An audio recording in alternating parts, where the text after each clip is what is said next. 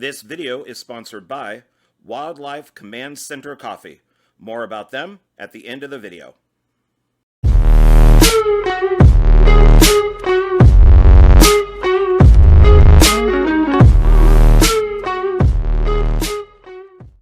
Hey everybody, it's me, John Ward, and I am back with another One Filmmaker, One Film. And today my guest is...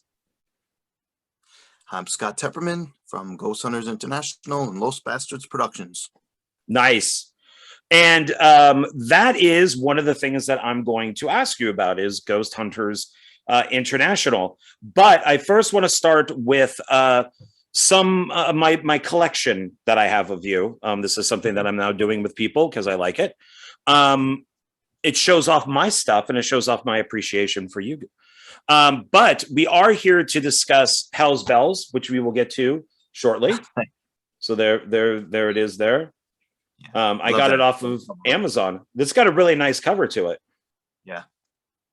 And it's SRS. They put a great release out for that one. Yeah, there's the back. And then got the inside there.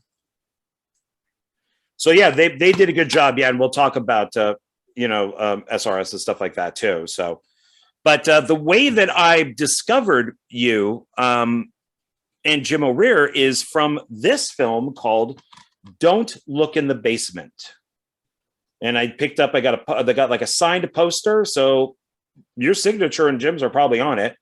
And it's a 2-disc special edition. There's the back of it there. And here's the insides. So we got like the film on one disc and then special features on the other. And I picked this up because I think I did Indiegogo on this, I believe, which is why I got it. But I'm a big fan of Don't Look in the Basement. And I went, oh, they're doing a sequel. Same here. So let me pick that up. And how did you get involved actually with Don't Look in the Basement too? Jim and I, we had the same agent for several years, and we started working together. And he has been a veteran Hollywood character actor and stunt guy for 40 plus years now. And everyone knows Jim O'Rear. Everyone wants to work with Jim, or everyone has worked with Jim O'Rear. So he was actually on board with this one first. And it's before he and I were partnered up officially, but we had worked on like The Hospital 2. We've worked on other films together where I produced some as well, but we weren't business partners at that point. So he made this announcement and I said, I'm a huge fan of the original. Can you think you can get me on board? He's like, yeah, I think someone sent him out to our casting call. I think an agent just sent him out for something. Because I don't think he was a huge fan of the first film or even saw the first film. I was a huge fan. I'm like, this is, you got to do something. So he got me on board. And I remember when we showed up on set, it was a local production in Texas. And they thought that Jim and I were going to be these big, high and mighty Hollywood guys showing up for some reason. They were like worried, like, who are you talking about? You haven't met us because we're very down to earth and we're not. But filming it in the exact same location as the original film. By the director of the son of the director of the original. It's just insane, absolutely insane. And apparently we had very tiny throwaway roles originally, but they liked Jim and I so much, which everyone always seems to like us together, that they wrote us in to be two of the main ensemble, part of the ensemble cast. Yeah, and I thought you guys were hilarious. I'd mentioned to you just before we started this that I'm just like, God, these guys are like Abbott and Costello, and I think that's what really made the movie for me. Were both of you in it? Thank you. I mean, I liked the film, anyways, but it was that just cracked me up. And then I went on the Facebook and I think I found both of you and friended you and stuff like that. Because it was just like, oh, I got to follow these guys. So, yeah. So it's people out there, you need to go see, Don't Look in the Basement too. It's quite good. I like it a lot. Grab the DVD, grab this if you can find it out there, because it's a good DVD or Blu-ray. Mm-hmm. And then I have a film that you did with me. You had a role in Meat Hook Massacre 4. I did, and I had a lot of fun doing that. I appreciate you getting me on board with that. It's Of kind of course. cool when, and I'm not giving any secrets away, but obviously when you're running on shoestring budgets, as you know, we all are with our indie films, there's ways to get people into the film without physically showing up on a set and being there for a Right. week. um, and as long as you have the creative know-how how to put that together, it comes out awesome. And it was an honor to be a part of it. It worked well. It fit into the film. I started trying to catch up with the other films that I saw. I don't believe I saw all of them yet, but I'm not saying it because I was in this one, but I kind of like this one the best of what I saw.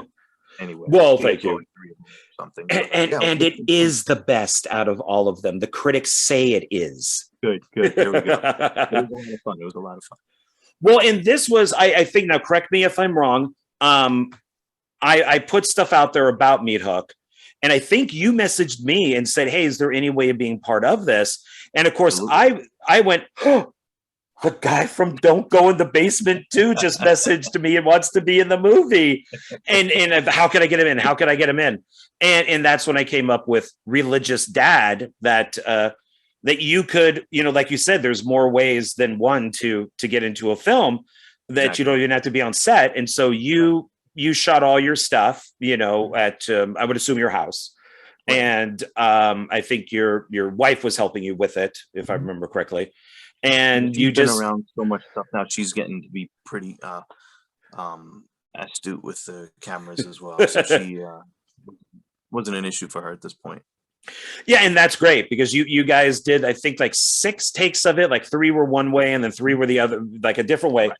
And it just worked out great. And it was just like, yay, I got Scott in my film. And then I felt, well, now I owe him. And then of course I ended up being in Cruel Summer, which I was very, Right. very happy about, which I shot here in Vegas and then Nice. sent it to you. Right.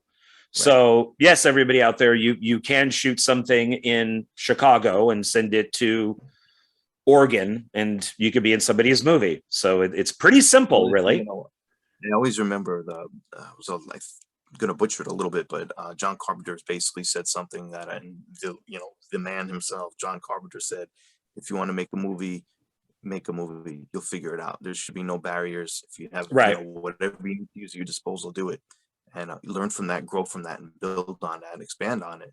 And but there's no reason to not make one. So Oh yeah. people say my taste in movies is but I find something good about every film because it started up here, and whatever you got actually came out there with characters and a story, and actually got it filmed and usually get it distributed. It's insane. It's just, that's a big achievement, and you can't just crap all over somebody for technical skills or budgetary restraints. I mean, these are indie films, and that's why I love indie films. It's always a labor of love, and it's always a group Definitely. team effort with people. I just love that stuff. Love it. Yeah, and you're 100% correct. So it's if you want to do it, and especially these days, you don't even need like a fancy camera. You could just use your iPhone or your Android or whatever it is, because it's. I'm not going to say it's easy to do, but it's more accessible, I guess, is what the word that I'm looking for. Right. So No, it is. And with the thing is too, that once somebody has a phone, they think they're a filmmaker, and that's not the case. that is very true. Edit and color and audio and balance, everything. Get it done, finish it, see it through to the end. Because more often than not, I think maybe it's changing a little bit nowadays, but even not that long ago, you always heard of somebody that always had a film, but it was never finished. It took them 20 years to finish it, or they never finished it. Right. When you get actors that are trying to get out there, and a lot of times you can't really pay people. It's not that you're taking the money. There's no money to give.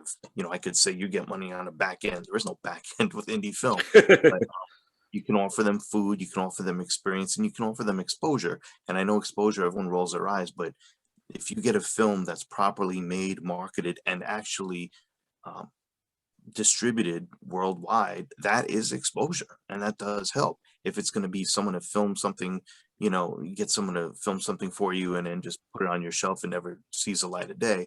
That's a waste of time. But there is exposure, and that really does go a long way with stuff, especially if you get a film distributor. And yes, exactly. And if you can film your own stuff, it's like, it's even if it's just a scene, you're learning how to film. You're doing, even if it's 1 minute, 2 minutes, 3 minutes, whatever it is. What you guys did with my footage that I sent you for Cruel Summer, I thought looked great. I mean, it's, you would think that you shot it right there. And my stuff was a little more straightforward. It's a phone call, so it's just flipping back and forth. So that's the simplest thing, and it's fun to go out and do that type of stuff. So now take it to the next level. You've now shot a scene. Now go out and shoot a short, 10, 15-minute short. Now, if you've done that, now shoot a feature. Do a 70-minute feature, 80-minute feature. So yeah, it's hard, but it's not as hard as it looks. But it is hard. Everyone's surprised when they work on the set that Jim and I run, and Cool Summer. To be honest, it was kind of one man band on that one. But people are surprised at how easy we really do make it look, because we will get people in and out, and we shoot most films between 5.5 and 6 days. That's our feature film. But we're so tight. We have everything, like any kind of contingency plan for anything that could possibly go wrong. We always have a backup plan. So we just move straight ahead, and things go very smooth, and people actually want to be on our sets and work with us. So we're lucky to have that. People actually want to work with us. And that's great. So with that being said, we move to Nightblade. Nice. Now, I do have a question about this. Sure. Yep. Because, and I'm going to show it off here. This is another one that people should pick up. So when I watched this, and I watched it because I watched it when he first gave it to me. So it's on Tubi. So I kind of watched it, while I was working. This cover is kind of strange to what the film is. Like, this is kind of like Miami Vice. It could look like it might be a spoof on Miami Vice or those types of movies. We actually have it. It's an exact photo of the Miami Vice that we replicated. There's an exact one with my shoe position and Jim's. He had like a shotgun in his hand or something. But Bill Michael Thomas and Don Johnson, we were kind of going for that. That was actually, I don't know how that DVD, that was the pre-release DVD. The official one now is this hooded guy with a knife. Well, it's similar to this. It's similar to that one. It is. Yeah, so it's darker. It is darker, and that's the film that we were. To be honest, everyone always touts their newest film as their favorite and their best. I had a lot of fun making Cruel Summer, and I love the film. But to this day, I think Nightblade is my favorite, and I think my wife liked Cruel Summer as well, but she really liked Nightblade. That was the first one that Jim and I actually did as a team under the Los Bastards title. And we had Todd Bridges on there, who I've been wanting to work with for years. We had Robert Lizardo. That was the biggest budget that we worked with so far to that date, and I think since then. And that was just a lot of fun to film that movie. And we were going basically to do a no-budget version of Fear City. And if you are very in tune to that film, all the girls that we had in there were named after the actresses in Fear City. There was certain lines that we pulled from Fear City. Oh, nice. Todd Bridges playing the Billy D. Williams role. Like, it was our Fear City. So there's two tones, and I'll bring this first one up. This is definitely a different tone than this. Right. So why the shift between this, or I guess this to this? The one inside right there was just a teaser that Jim threw together. The outside cover was we were trying to, we were going for our 80s, 70s, 80s crime thriller, Miami Vice-ish type of thing. So we did that cover, and then when the distribution picked it up, they made it Redbox friendly and Netbox and Netflix friendly and all that. And I love the new art actually. But we did that art. And I like that one. The weird thing on that art though is we had two files going, and that one I'm trying to look at, but I believe that art we actually had a shadow put under the car, and that is the art that we put on these pre-release DVDs without the shadow. So the car almost looks like it's floating on it, but we did have a Oh shadow yeah, under there's there. no shadow. Yeah. Right. So, but you know, it's the official release is out there anywhere, and everyone sees it. It's black and red. It's a hood. The guy standing with a knife Yeah. inside.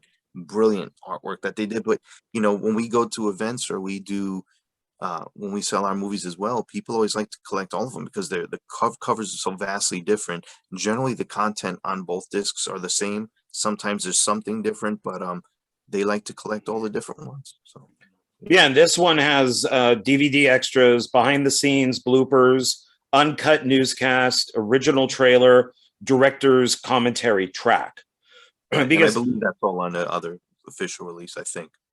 okay, yeah, because I was surprised. Is like I said, I watched this when you first gave it to me, and then when I checked it out today on Tubi, it's got the hooded guy with the knife, and I'm like, oh, I forgot. This is not a comedy or anything. This is kind of a dark thriller. It's like, Yeah, wow. and it wasn't a horror either. Yeah, we were just going for more of a police action drama thriller type thing. But yeah, we certainly wasn't. We didn't tread into horror territory with this one on purpose. It was just kind of teetering on a few different genres.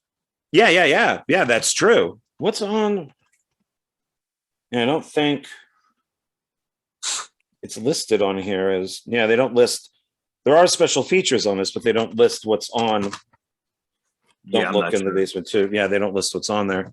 And then after that, then I have three kind of the same. So I have the I Dare You, Truth or Dare 5. Mm-hmm. And I'm not sure if this, because I gave the crowdfunding on this one also.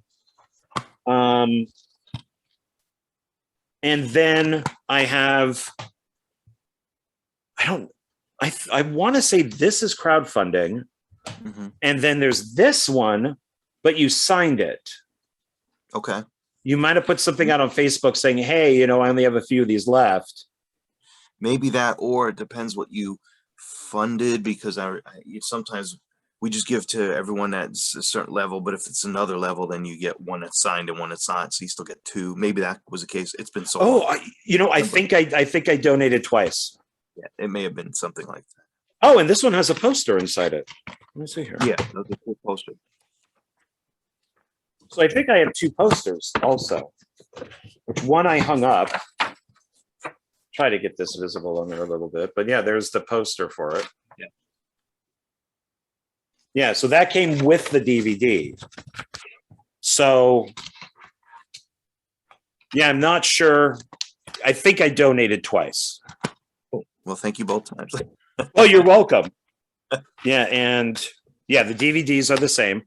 And then maybe this is the one that you talked about on Facebook, and you said, like, I only have a few of these left. This is the VHS version.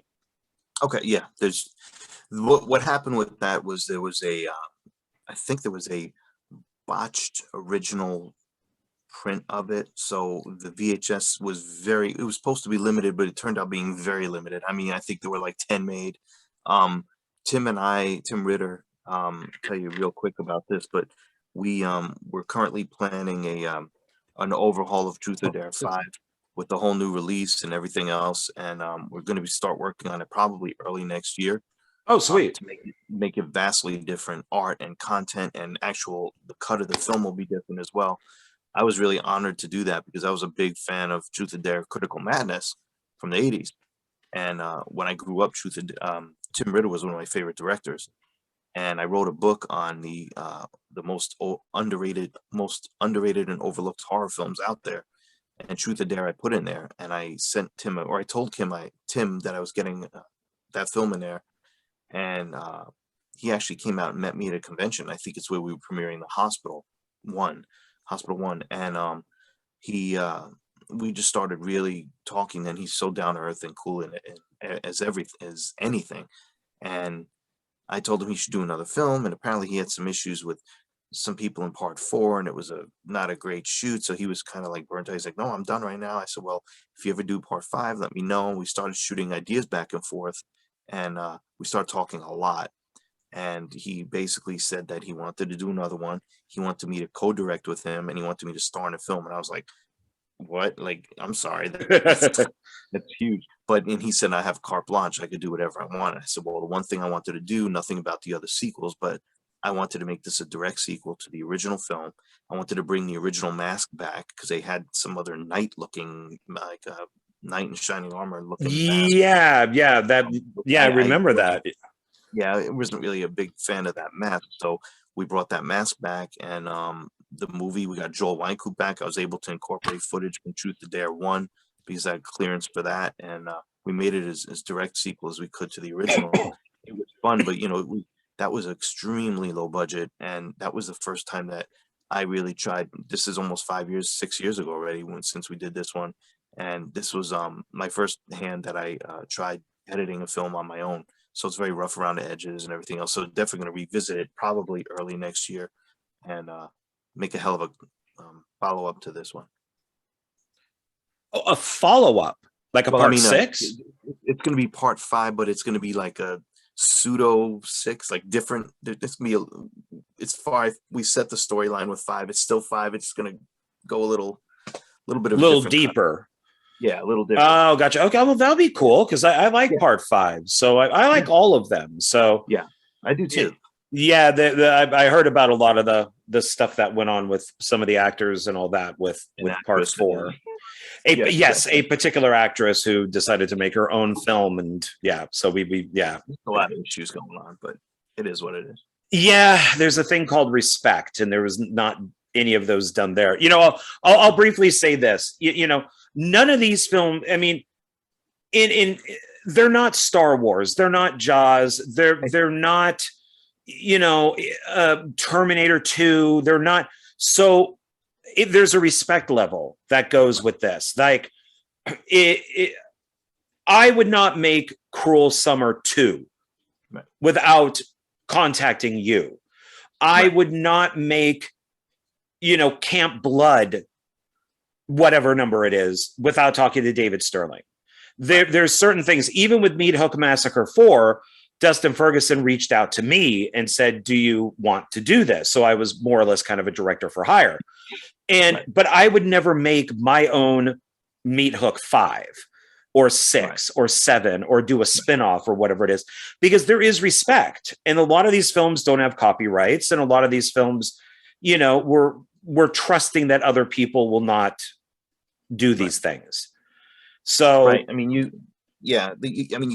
we're all operating on that level. So we kind of have to, build up each other. Like, I'm honestly, I want everyone to succeed. Do your own thing, succeed. I'm always behind everybody. I wish I had money that I could throw at everybody. I really don't have much money at all, but I hear you. The support is there, and I do whatever I can do to help people along. But Jim and I, he's been around so long, he has developed a bit of a, let's watch our backs a little bit. So, we copyright all our stuff and we do this and that, but we know people fly by the seat of their pants and don't. And yeah, I mean, that you're kind of getting it out there, and it's such a small, the indie film community, especially the horror one, is so small that everybody knows everybody, and you do yourself a big disservice by not playing by the rules and playing nice with everybody. I've made it known that I'm going to do Maximus 3 and 4, and then that's it. And then Joe Lujan and I are planning a team up of Maximus meets Rust, which is his series. And I've been contacted by people saying, well, who are you going to turn this into a franchise, or are you going to have other people do it? And it's like, sure, man, I'll do like Camp Blood and Meat Hook Massacre. I'll make 20 of them. I don't care. Right.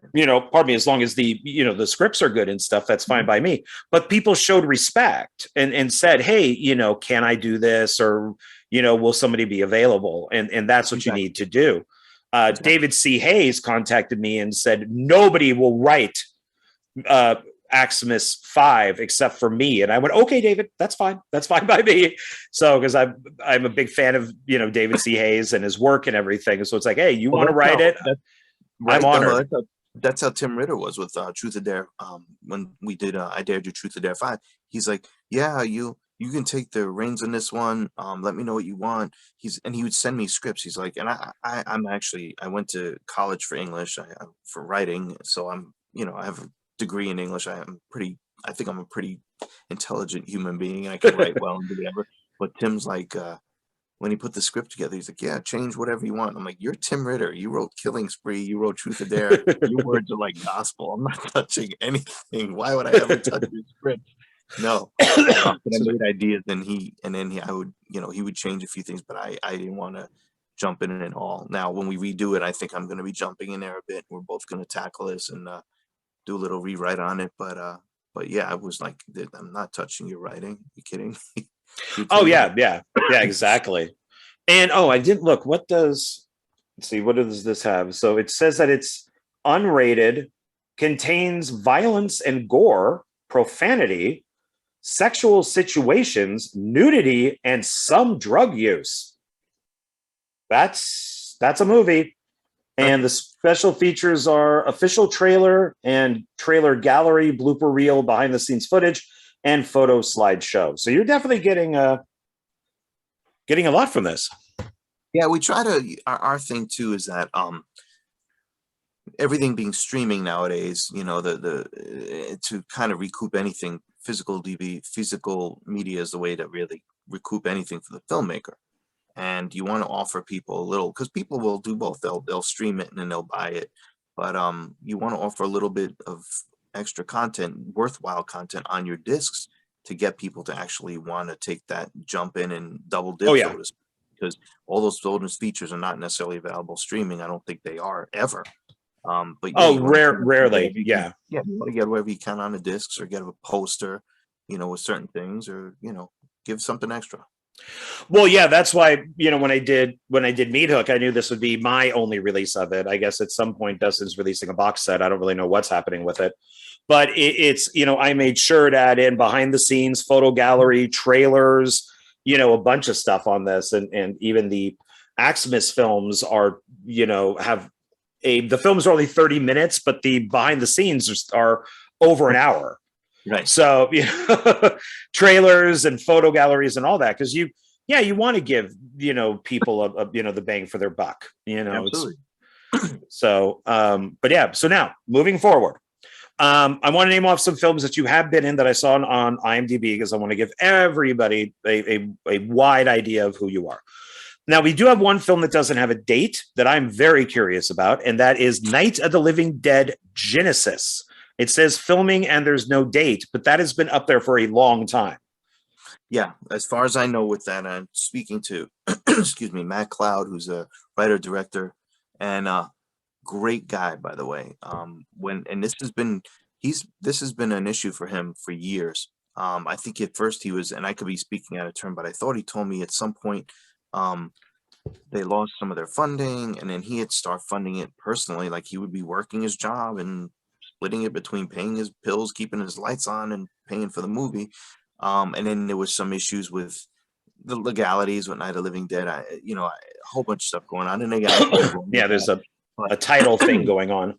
It's crazy, but when I was on Ghost Hunters, and I remember starting Ghost Hunters 2009, I contacted the producers at that time of Ghost Hunters, and I said, I have an opportunity to be in this horror film. Would that be an issue? Would that be whatever? Conflict of, whatever.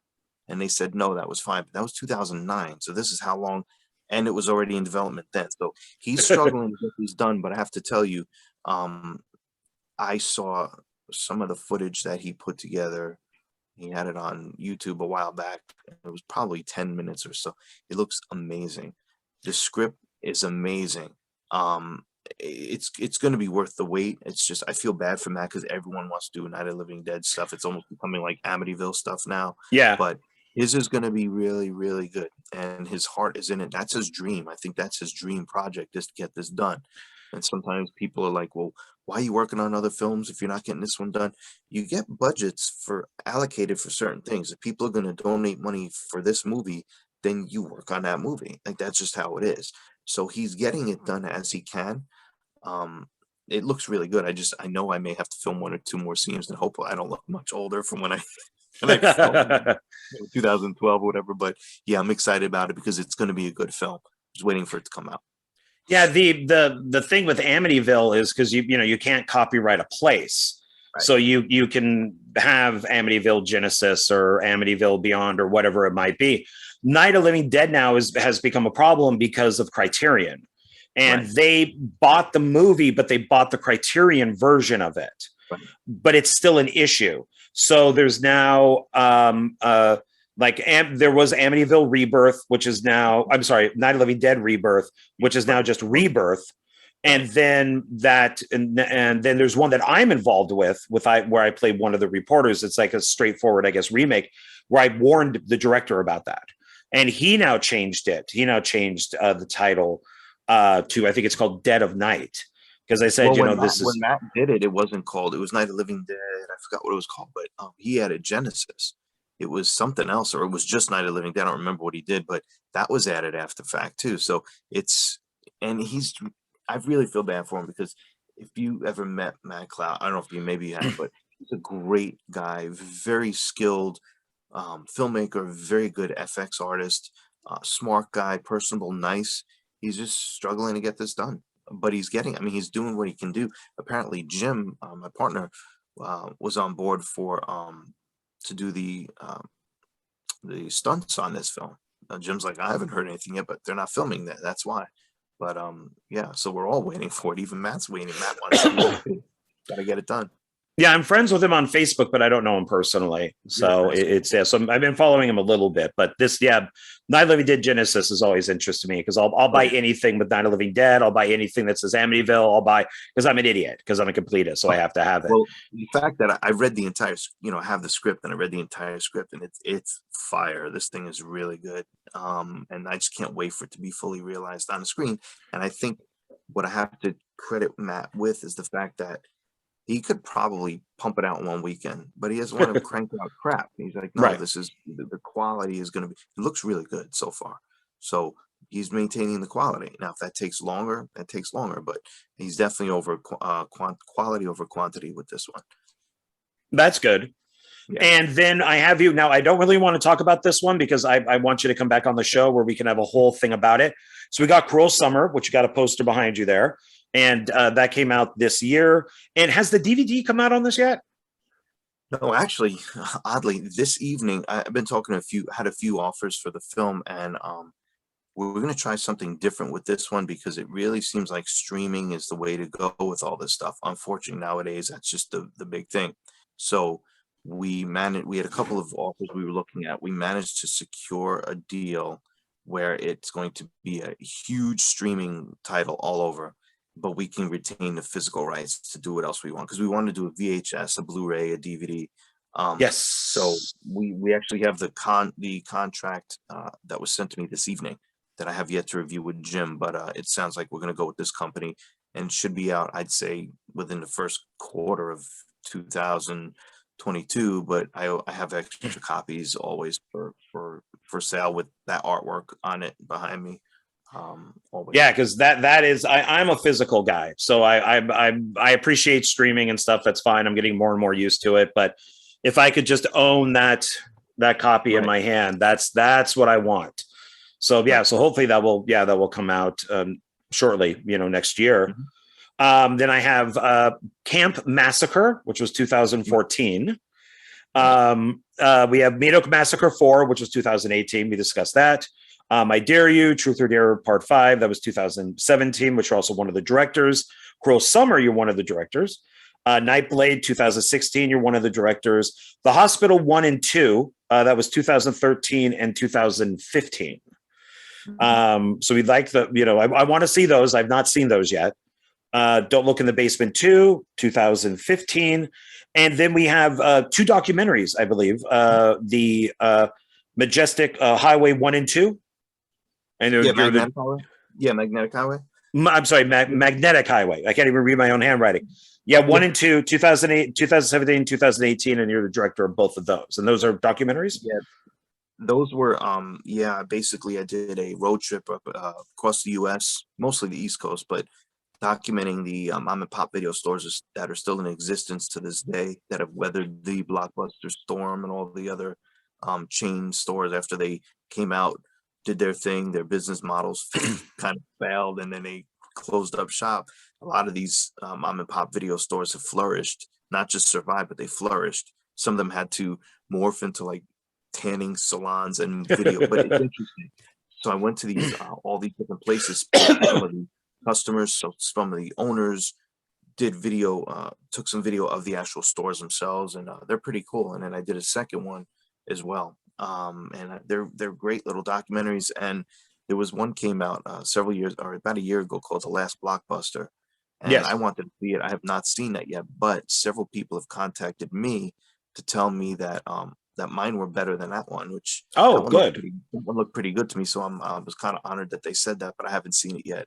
And it was just literally I took a camera and did it on my own. It's zero budget, but I think people appreciated that. Like that's what it is. That's how it was back in the day, you know. Yeah, I want to see these because I worked at many mom and pop video stores, and I even worked at Blockbuster, and I worked there for about 4 years. I was an assistant manager, and people have said, "Well, why haven't you watched The Last Blockbuster?" And I'm like, "I worked it. I don't need to. I don't need to watch it. I was there for 4 years." So, Right. be like, "Well, why won't you watch the movie Woodstock? I was there. I don't need to watch the movie Woodstock." Right. Eventually I'll probably watch it, but I would rather watch yours because there's probably more heart to it, I would imagine. Right. Yeah, Yeah. I had a good time doing mine. I just, I mean, I'm sitting in my room right now. My banner's behind me, but I'm in a room that I converted into a video store. There's 3,200 VHS tapes here. Oh. I mean, that's what I want to be surrounded by. So I want to capture that time, and it's really important that people realize what was out there. I mean, stuff is disappearing, and streaming is the forerunner of all this stuff. They're the one that's like kind of you know ushering everything out the door, and we kind of have to hold on to that. I understand streaming. I don't, I understand people want the convenience and they don't have the space, but you're paying for air, people. You're paying for air. Get that physical item in your hand is it's great. It's great. Yeah, and I know you're a huge, VHS collector, and I own 5. So that's my collection is 5, and I own and I only own ones that somehow have not been released in some way. Like I own Graveyard Shift 1 and the understudy Graveyard Shift 2 about the vampire that's the taxi in New York. Yeah. And then I own the original version of Highlander 2, The Quickening, because I actually still think that's the best version of it at 90 minutes, and that's never been available except for VHS. I own The Crush with Alicia Silverstone because the name is different in the VHS version. So when it played in the theaters, her character is based on a real girl, and the mom sued the filmmakers because they used her name. So when it got released onto like DVD and other stuff, her name is different. They dubbed in a different name. Well, good. I have the VHS, so we're good. Yeah, good. Yeah. So you have the original version. And then I have a friend's film that the short film that he shot like 20 years ago on VHS still. So I have like 5, I think, not including all the ones that, like the Truth or Dare that you guys did. The released ones and the newer, right? Yeah, like I got a bunch of them from Camp Blood, from David, and Witchcraft and all that. I don't ultimately count those because they're more retro, but I like the originals. So if I hear something's different, I pick it up. Right, exactly. So, okay, now on to the whole reason why you're here, which would be Hell's Bells, which I see according to the slate had a different name. Yeah, it did. This was an issue we had. We always seem to have these problems, and I guess when people want to ape your idea, then that's you should be flattered, I guess. But we were calling it Devil Music. Our band's name is Devil Music in the movie, and it had a double meaning there because we basically were a struggling loser rock band, and we realized that our weird manager that we met in the parking lot sold our souls to the devil for the chance to become famous, and then we did for a little bit, and then they came to collect their due. And so Devil Music was our band name, but it kind of had we were playing music for the devil unwittingly. So it was kind of like a double meaning there, and we kind of liked that. When we were getting our promotional items together for that, our poster and everything else, there was another film that was just about getting ready to release that, a totally different name. And Jim brought it up to me that they took some of our artwork, where it was almost like even this, they took, or how are the devil things? I don't know how it is, but whatever. I know one's like hang loose, and one is, I don't even Yeah, know. that's hang loose. That's the devil. Yeah, Yeah, so that's the metal, devil. Yeah, metal. Yeah. yeah. It was that one, and they could take my demonic card away from that one. Um, I but won't tell anybody. Thank you. But they took that, and then the name and the name was totally different, and all of a sudden it was devil music. I think it was devil's music or devil music, and we're like, what the hell's going on here? So we just it is what it is. We had no claim to that at that point, and especially something like that, you don't know if you could really copyright that anyway. So we started thinking we really liked that whole underworld evil type of thing, and we also like the rock, you know, the whole rock feel to it. So we were thinking like Devil Struck is where we went. We're like, maybe we'll try that one. But then we were like, what about Hell's Bells? There's a lot of the alliteration is there, Hell's Bells. We kind of liked how it flowed, and it wasn't copyrightable because there were a bunch of other films out from the 20s, 30s, 40s. So ACDC, I don't think made up that name. There were a lot of names Right. before that. And so Oh no, we were my grandmother used to say it all the time. She'd be like, right, "Hell's bells, John." right, right. Whenever So I I mean, did something it was a wrong. thing, So yeah. right? It was a thing that people knew, but it didn't really have the necessary grip on that. So we went ahead and used that one, and it fits our film perfectly. And we're very happy with that movie. We just went for broke on it. It's so stupid. We wanted it to be stupid, and that was our foray into slowly getting from, like Nightblade was our. We did 3 under Los Bastards so far, but Jim and I probably did about 15 films together so far with hospitals and all that, and we appeared in other people's films as well. But we went from Nightblade, which is more of a police procedural thriller action type thing, to Hell's Bells, which had comedy and some blood in it, and then we went to Cruel Summer, which, to be honest, Jim admitted, but he took a back seat to on that one for several reasons, which I can go into. It's not a big deal. It's not a secret, but Hell's Bells is what we wanted to make the gradual progression from one to the other, not make a completely jarring, complete turn out of nowhere into this type of film. Well, and that's where I'd mentioned that there's like 2 tones. So there was like the poster art, and then the films themselves of going from something that's like this crime drama to a goofy, we sell our souls to the devil movie that's very self-aware of itself, because you guys constantly break the fourth wall. So was that kind of constantly break it, and everyone just keeps right. No, we constantly break it, and everyone keeps saying that they love Jim and I's chemistry, especially in that movie. We're just good together, and it was all natural. We just had fun with it. We basically said, "F it, we're just gonna do whatever," and we just went for it with that movie. And oddly, I don't think I think that's our I don't want to say worst, I'll say least best film, but people seem to be really liking it. So you never know. We're getting a lot. People really like that one. Might have well, become a big runaway hit for us. well, good. I'm glad, because you got some Brand new actors one. out there. What's that? I said it's still new because SRS put it out 6 months ago or so. So it's still really new, that one. We just, that took so long because we lost footage from that film. We like to work with the same camera guys because they know us. We don't have to go behind them all the time to make sure they got what they needed. They know the scenes that we need. Like, we got you shot. Okay, good. We'll move on, and then we can fly through stuff. So we like working with the same people. And this one camera guy we were working with, worked with him several times. It was a no-brainer. He's a veteran camera guy. He did it for years, not a little kid. And something happened where the footage was corrupted. And out of our 5 days of shooting, 2 days, Oh, longest days were completely gone, completely gone. And we had to, in lesser hands, I always told Jim this because I give Jim credit on this, but in lesser hands, the film would have been shelved and never seen the light of day. But we just basically took 18 months to group together and put it out the way we can. And it came out really good. And we added a lot. I guess you've mentioned a few things, so I'm assuming you saw the film, but there's a lot of comic transitions and all that, oh yeah, yeah. I which watched it. Yeah. yeah, and a lot of those comic strip transactions weren't in there originally, but we had to do certain things to make things work, and we think it added to the whole campiness of the film. It actually enhanced the film. So by having that all happen, the film actually came out better. We're really happy with it.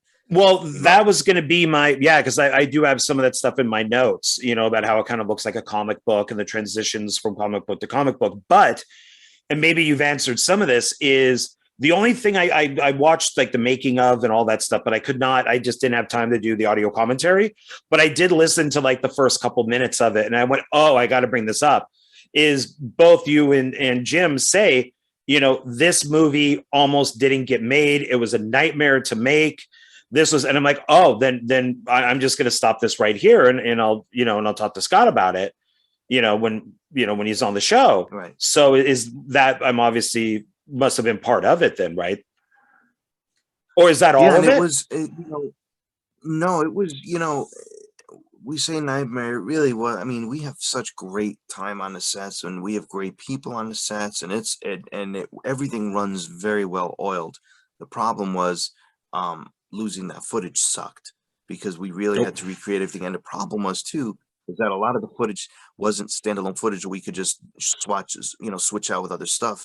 I lost about 42 pounds from after we filmed and when we did our pickup shots. So there's one scene where we're in the car, old scene, and then it picks up when I leave the car and walk into a place. I'm 42 pounds lighter. Oh, Some of the lighting and some whatever kind of, it makes it work, but we just know how much we had to crop and zoom and manipulate the camera. Every single frame of that movie was manipulated to some extent, oh and man. that was a pain in the ass. But no, the shoot itself was great. The post was a nightmare. Oh, post. Okay. So let's discuss post. Yeah, the shoot, like I said, the shoot was great. The post was it was very, very time consuming. It was the point where Jim and I were working on 1 minute of footage for 3 or 4 days and shooting it back and forth and checking stuff out. And we don't like that. We do. Well, now this is good, but this doesn't go with something else, so we'd have to change something else. It was rough. It was really rough. And we spent so much. I mean, like I said, we usually try to film within 5-6 days of feature film, wrap it up within 3 or 4 months of editing, and then start getting it out there. This took almost 18 months. Oh And wow. that's why Cruel Summer is coming out right on the heels of Hell's Bells, which is cool. But because I flew through Cruel Summer was a joy. We filmed it in 5 days, and I edited it in 3 months, and it's already getting picked up. I mean, this moved the way I wanted it to move, but it's on the heels of Hell's Bells right now because that one was so backed up. Oh man. Yeah, that Yeah. that sounds bad. Yeah, I've heard of people who have corrupted, you know, footage that's just not, yeah, that's Wasn't not good. good. We've never had that happen, but then also we had things where there was just some camera operator error, and we're like, really? We didn't expect, like, there was the ball that was dropped with this one a bit as well. And we don't, again, we didn't really go back and check anything, because if you work with the same people over and over again and they're experienced, you figure they got it, let's move on. We didn't get certain things. We missed certain people were talking where we can't stand when people are talking. You don't see the front of their heads. You see the back of their head when you hear them talking. That's fine, but you need the other angles. Reset, get all Right. that. Certain angles were just not caught, and we had to recreate some of that. And what a nightmare! Yeah, I had on Meat Hook 4, the guy who did camera B promised me, I know cameras, I know I'm a cameraman, I know all this type of stuff. And I was foolish to believe him and I didn't see anything that he did. And Romeo, who was the main camera guy, was the DP. he calls me over one day, and he has the laptop with the footage on it from camera B, and he's like, we can't use any of this. He's like, it's black. Like, I don't know if he knows how to use an aperture. I don't know if he knows how to, it's absolutely black. And at that time, I had no idea how to use a camera. I do now, but I didn't then. And we had to reshoot everything. And, later on, the guy blamed me for everything. And I'll like never work with him again or recommend it. But yeah, I mean, it's unfortunate. And from that moment on, I realized that when you get done shooting, you have to check it immediately, make sure everything is okay, because then you could screw yourself. So it's right, definitely. and people lie. They We lie. blame, I mean, well, we blame people a little bit because we didn't really blame people. We just try to call people out a little bit, but no, just do it, move on. It is what it is. I mean, we're making a movie, still having a blast, so just figure out another way to do it, and it just made us tighten up things even more. It's just all learning process. Well, is that why the film is an hour and 20 minutes? Would it have been longer with that footage? Because I thought it was a nice tight 80 minutes. Yeah, we didn't want to overstay our welcome because when we did Camp Massacre, it used to be called Fat Chance. I wasn't director. That was time when Jim was with his other partner at that time, but I served as producer, and Jim said I was pretty much his right-hand man for the movie. So I did, really had a big part in that. I just wasn't one of the directors, but they had that film go over 2 hours, and that's for a comedy and horror, whatever. That's insanely long. We just didn't want it to overstay our welcome. With Hell's Bells, we actually had an alternate ending from the ending that we used, and we didn't lose it. We just decided not to use it because we felt that it left it more open-ended the way we ended this film. Oh, it's definitely open-ended. Oh yeah, right. yeah. But it would have wrapped up a little more, but we thought that this would be cooler, and it would just in case, just leave it open. Are you planning Hell's Bells 2? No, I'm actually planning Cool Summer 2. Yeah, but and that's going to be happening sooner than later, hopefully. That's the plan. But no, Hell's Bells I think is a one and done, unless it, like I said, people are really liking it.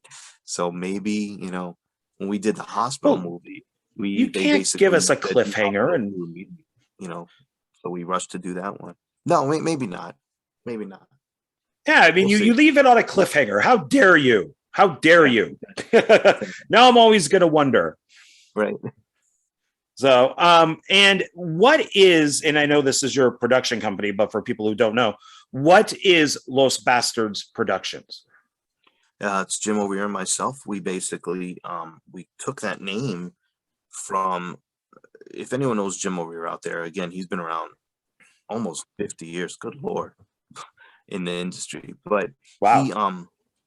He became one of, I guess the kids say BFF or whatever, but we really hit it off. We became really close friends because there's not a lot of people I trust out there. Just you got to be smart about stuff. And he's always had my back. He's always been straight. He's always been a straight shooter. I like that. A lot of people don't like when someone is that blunt and upfront. So Jim has a lot of friends, but he may have the equal amount of haters. So one of the things that we would do, and when we started working together and we started getting all these films either put out or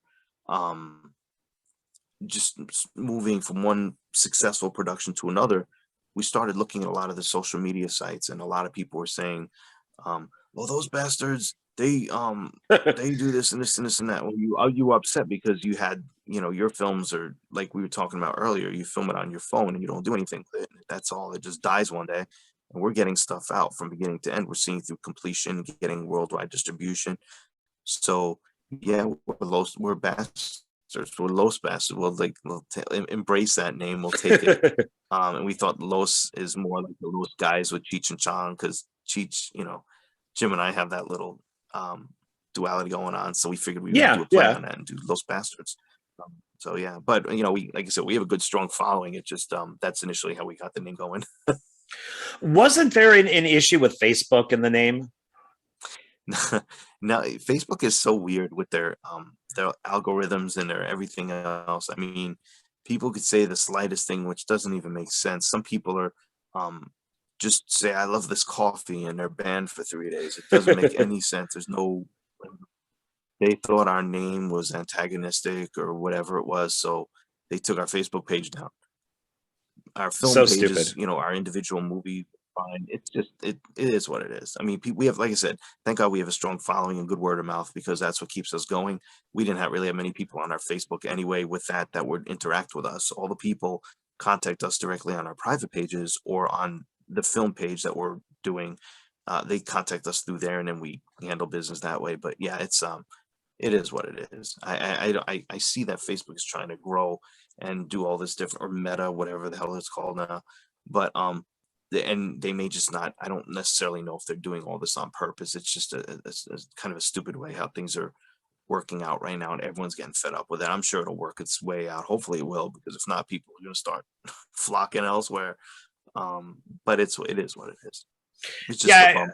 I think Facebook is dying anyways, because whenever I see stuff on YouTube for like certain YouTube channels, it could be, political, it could be whatever it is. They never say, check me out on Facebook, and it's always Twitter, Instagram, TikTok. Like Facebook is never mentioned.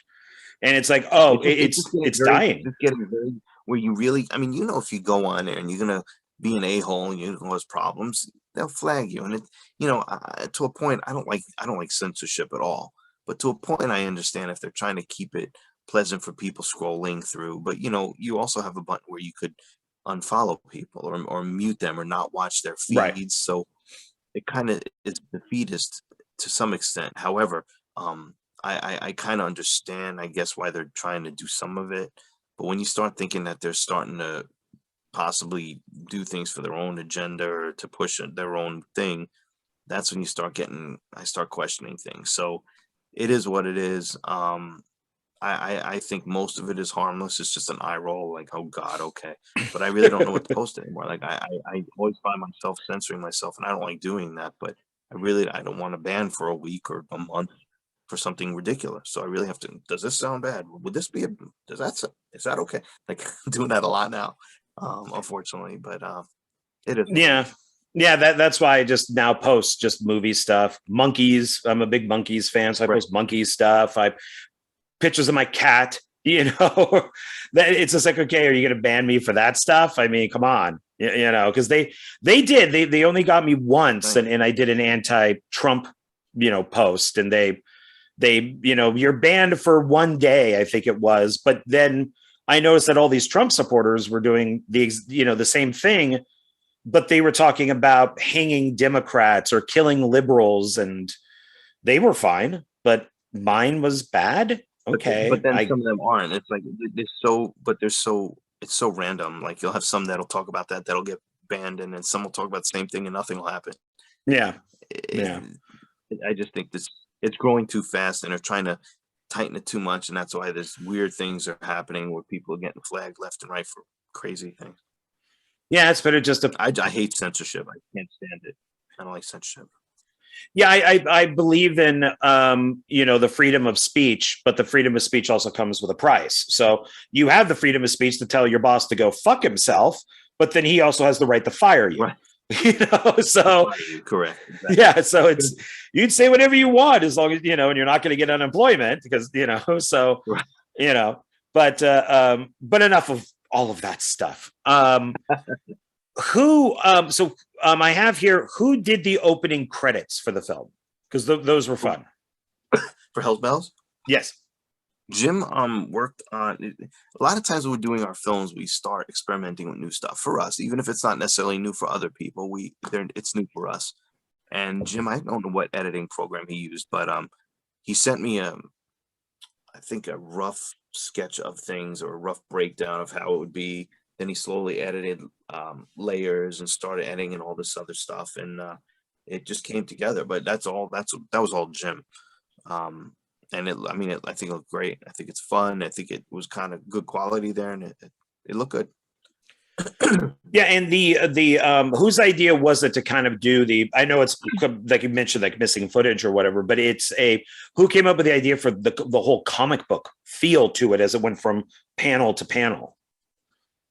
We had several ideas that we were trying to branch scenes together and attach things, and I think I may have brought up how I said it would be cool to do like a comic thing, but I wouldn't know how the hell to do that. And Jim's like, give me a little time, let me figure it out. And then that's generally what we do, is a lot of times we'll, not that he doesn't come up with the ideas, he comes up with a lot of ideas, but a lot of times I'll come up with something and I'm like, I don't know how the hell we're going to do it, but I'd like to do this. And Jim's like, let me figure it out. Let me see. And then he would do something and he'd send it to me. He's like, is that what you want? Is that where you want to go with this? And so it's everything is just a group effort. He was single-handedly responsible for the actual graphics and all that. But I think we both brainstormed the idea. I just didn't know how to have that realized. So I'm glad he figured it out. Yeah, because from what you've told me, in a way, if you had to have the footage, corrupted, this would have been the movie to do it on, because Right. It is a comedy, it is goofy, it is a comic book. I mean, I can't imagine you doing it on, Nightblade or Cruel Summer. Right. So it's like, unfortunately, if it had to happen, that's the best film for it to be on, because it makes sense. There was one scene we had the janitor in it, and he was creepy, he was weird. Nice guy, showed up, he did a good job. But there was one scene that we did with him, and or one exchange that we had with him. I think it was just one scene he was in, but it just looked it wasn't very well lit, and it didn't resonate that well with everything. And so we just cut it out, and then we filmed later when we did our pickups, which like, where'd he go? Oh, actors. Like he just left. Oh yeah, I remember that scene. Right into the camera. Right. Look, yeah, we broke the fourth wall so many times on that film, but it worked, and that was the kind of film it was. So it afforded us the opportunity to do a lot of things in this film that we wouldn't necessarily be able to do. And I think if it was another film that we were working on, we would have been very hard pressed to get it finished. This just allowed us that because of the nature of the film itself. We just didn't care. I mean, not that we didn't care, but when you're on the screen and you look like you don't care, like that's what we're trying to do. We were all like, oh, not caring, and it was a lot of fun. But we put a lot of work into not looking like we cared.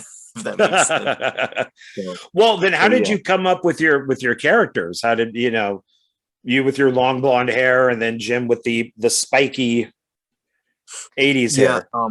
I wrote the characters for us. I wrote the first draft, and then I usually come up with the script first, and I'll send it to Jim.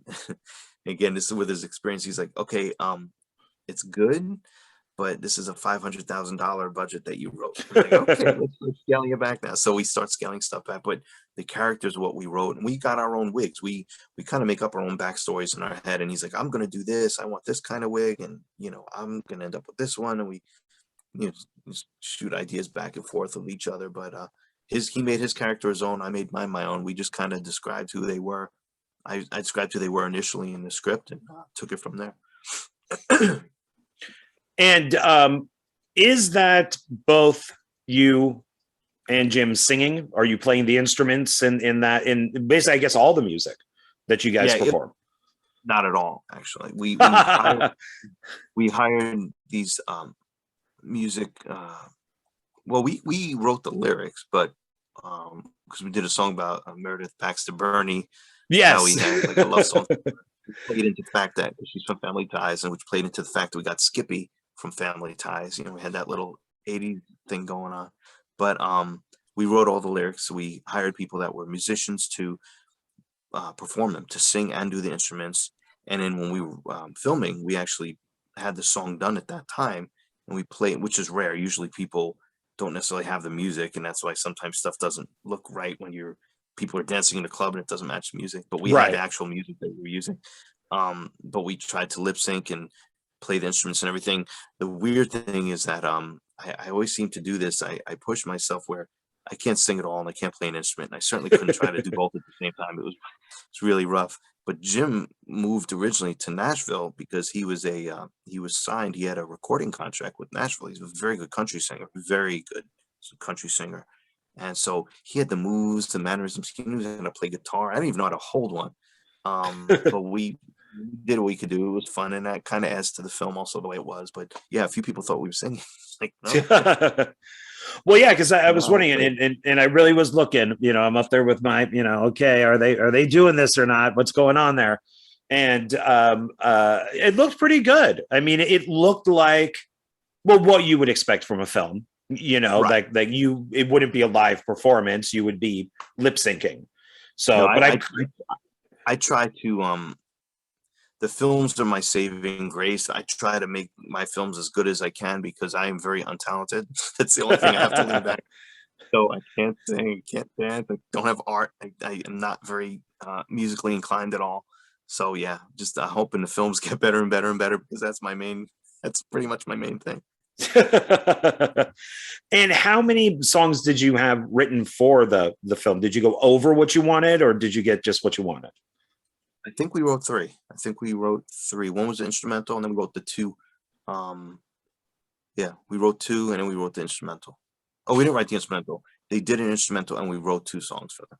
So yeah, there's three Okay. songs. Yeah, one instrumental, two tracks. And one thing that cracked me up in it, well, there's many things that cracked me up in it, but the first one I wrote down is the bass guy is how he just stands there. He's just completely motionless. He's just moving in slow motion. Yeah. And it reminded me almost of John Entwistle from The Who. Okay. Okay. Because they've I saw a Pete Townsend interview. I think it was from The Kids Are All Right, the film that they did. And Okay. he's just like, we have an egotistical lead singer, we have a maniac on drums, and we have a bassist who just doesn't care and shows no emotion. And I'm just like, oh wow, that reminds me of John Entwistle, how he just kind of stood there and didn't do much. Yeah, we just wanted like our Chong, basically. And yeah, that's Cameron. He's a great guy. He's an indie filmmaker. He's done quite a few things, and he'd be a great interview for your show as well. He's very knowledgeable. He's done a lot of.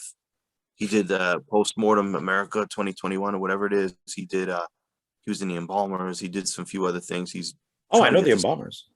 Yeah, he's a good guy. But it was not easy for him to do that role. It really wasn't. He had to play the whole thing, and he had one line that was brilliant. Out of nowhere, and yeah, that was a lot of fun. But I wrote that specifically for him. Yeah, I like how the demon and do you mind spoilers? Yeah, that's okay. You can say some, just main plot points I wouldn't do, but yeah. Oh yeah, well there is a demon that is around him, and he just can't get a reaction out of him. I won't say what the demon is trying to do, but there is no reaction from him whatsoever. And I thought that was funny. That he's just sitting there and this demon's trying to get his, reaction, and there's just nothing, So yeah, so that pizza in front of him, and yeah, it's good stuff. Yeah. And then there were like black and white segments where there was a laugh track put on there. Who came up with that? That was all Jim, and the reason that was my wife hated it. That was my wife that played my wife in the movie. Is my wife. He was also the foul-mouthed inspector in Hell's Bells when she was just dropping F-bombs at Jim, which was hilarious. We lost some of that footage, and we had to recreate it in my dining room, and it didn't look right at all. And we tried it several times, and it just didn't match. So Jim's like, "Let me try something," and so he muddied up, I think, the original footage to match the newer footage because I just couldn't quite get it the right way, and sound was off a little bit. And he's like, "Let me add a laugh track to it." And I thought it was brilliant at first, but see, we really went back and forth too because the laugh track that he added, I think at first it was too boisterous, and I'm like, that's not going to go at all. We got to get, you can get these samples from people, and we went back and forth to get the right laugh track. Like, do you like this one? I'm like, well, no, not really, because of whatever. So we worked on that. Even, it was his idea to get one, but I was pain in the butt when he was trying to get the one I wanted. I was like, I don't like that one. I don't like that one. I like that one. We finally got that one. Took a while. Well, it's I mentioned this to Drew Marvick, which is, Matt, who is my DP from Aximus 2. He told me, 50% of filmmaking is problem solving. So, and that's 100%. And you guys definitely had problem solving. So, I mean, that's another thing to go back to what people think filmmaking is that they don't seem to realize that 50% of the problems you have to solve on your own. Right. You don't have, MGM behind you or Universal or something like that. You got to solve it yourself. Right. It's tough. It's really tough. Yeah. And But it's now, fun at the same time. That's where you get that sense of pride and accomplishment, though. I mean, you look and it's like, damn, look, I like to watch, even like when we watch Cruel Summer, when we're watching that one, we filmed in the middle of the pandemic with very, very, very skeleton crew. I mean, I think maybe at one time at most, there was maybe 8 people on the set. Right. And so we had actors that when we'd say cut, they'd run and they'd hold the lights and then we film. It was like so much of that. And it's you're proud to see that. You're like, oh yeah, I remember I was balanced on that couch there about to fall off. You don't get that with Hollywood films, and it's so different. It's pretty cool. It's good stuff. yeah, Really sense of accomplishment. I've never understood when you're making a film and you have your actors and your crew that somebody will say, that is not my job. Right. I am only here to do this. And it's like, this like movie is zero budget, it's that's why we're eating Taco Bell, like what do you mean this is your, we're all going to help out here. Right. And then when you get Hollywood, that's complete opposite, where you're getting ready to film and there's a piece of paper on the floor and it's like, oh, we got to move that, and you go to move it and you get yelled at. It's like, no, we have somebody for that, so you all have to wait. And then the person comes over, it's like, are you kidding me? That happened to me. That happened to me. Yeah, like 20, 30 years ago when I was living in LA, I worked on like a Showtime film, like one of their like Showtime After Dark. And I was used to helping. Doesn't matter if you need help, I'll help you. But I was hired as a grip. And I went and I picked up a cord that was already wound up and I was going to take it to where it needed to go. I got screamed at. I mean, it was, and that's, I don't think they invited me back. Like I was not on the call sheet for trying to help and pick up, like a cable. Right. But it's amazing. But on our films, if you don't pick up that cable, we're all here to help. Right. Exactly. So since your wife is your wife in the film, how close is the wife stuff with like both wives to real life? I honestly say this, my wife is like the most sweetest and understanding person I've ever met. I told her the other day, I said, you are the nicest person I've ever met in my life. Like the sweetest person. You just are. I love being around you. I love whatever. So when we did Nightblade, I don't know if you remember, but when she came in with the inspector and she was just F-bombing to Jim left and right, that's not her at all. And her mom watched the footage and was cracking up because her mom's more crazy and outgoing. My wife is much more reserved. But I think in Hell's Bells, that was more like her because she apparently she told me once I was high maintenance. She didn't mean it in a bad way, but she said I'm high maintenance. I'm like, okay. So I guess we were high maintenance in the movie too, and that came across. Really, just getting the house ready. Are you finished? So yeah, there was a lot of that to her in that one. Well, that is good to hear.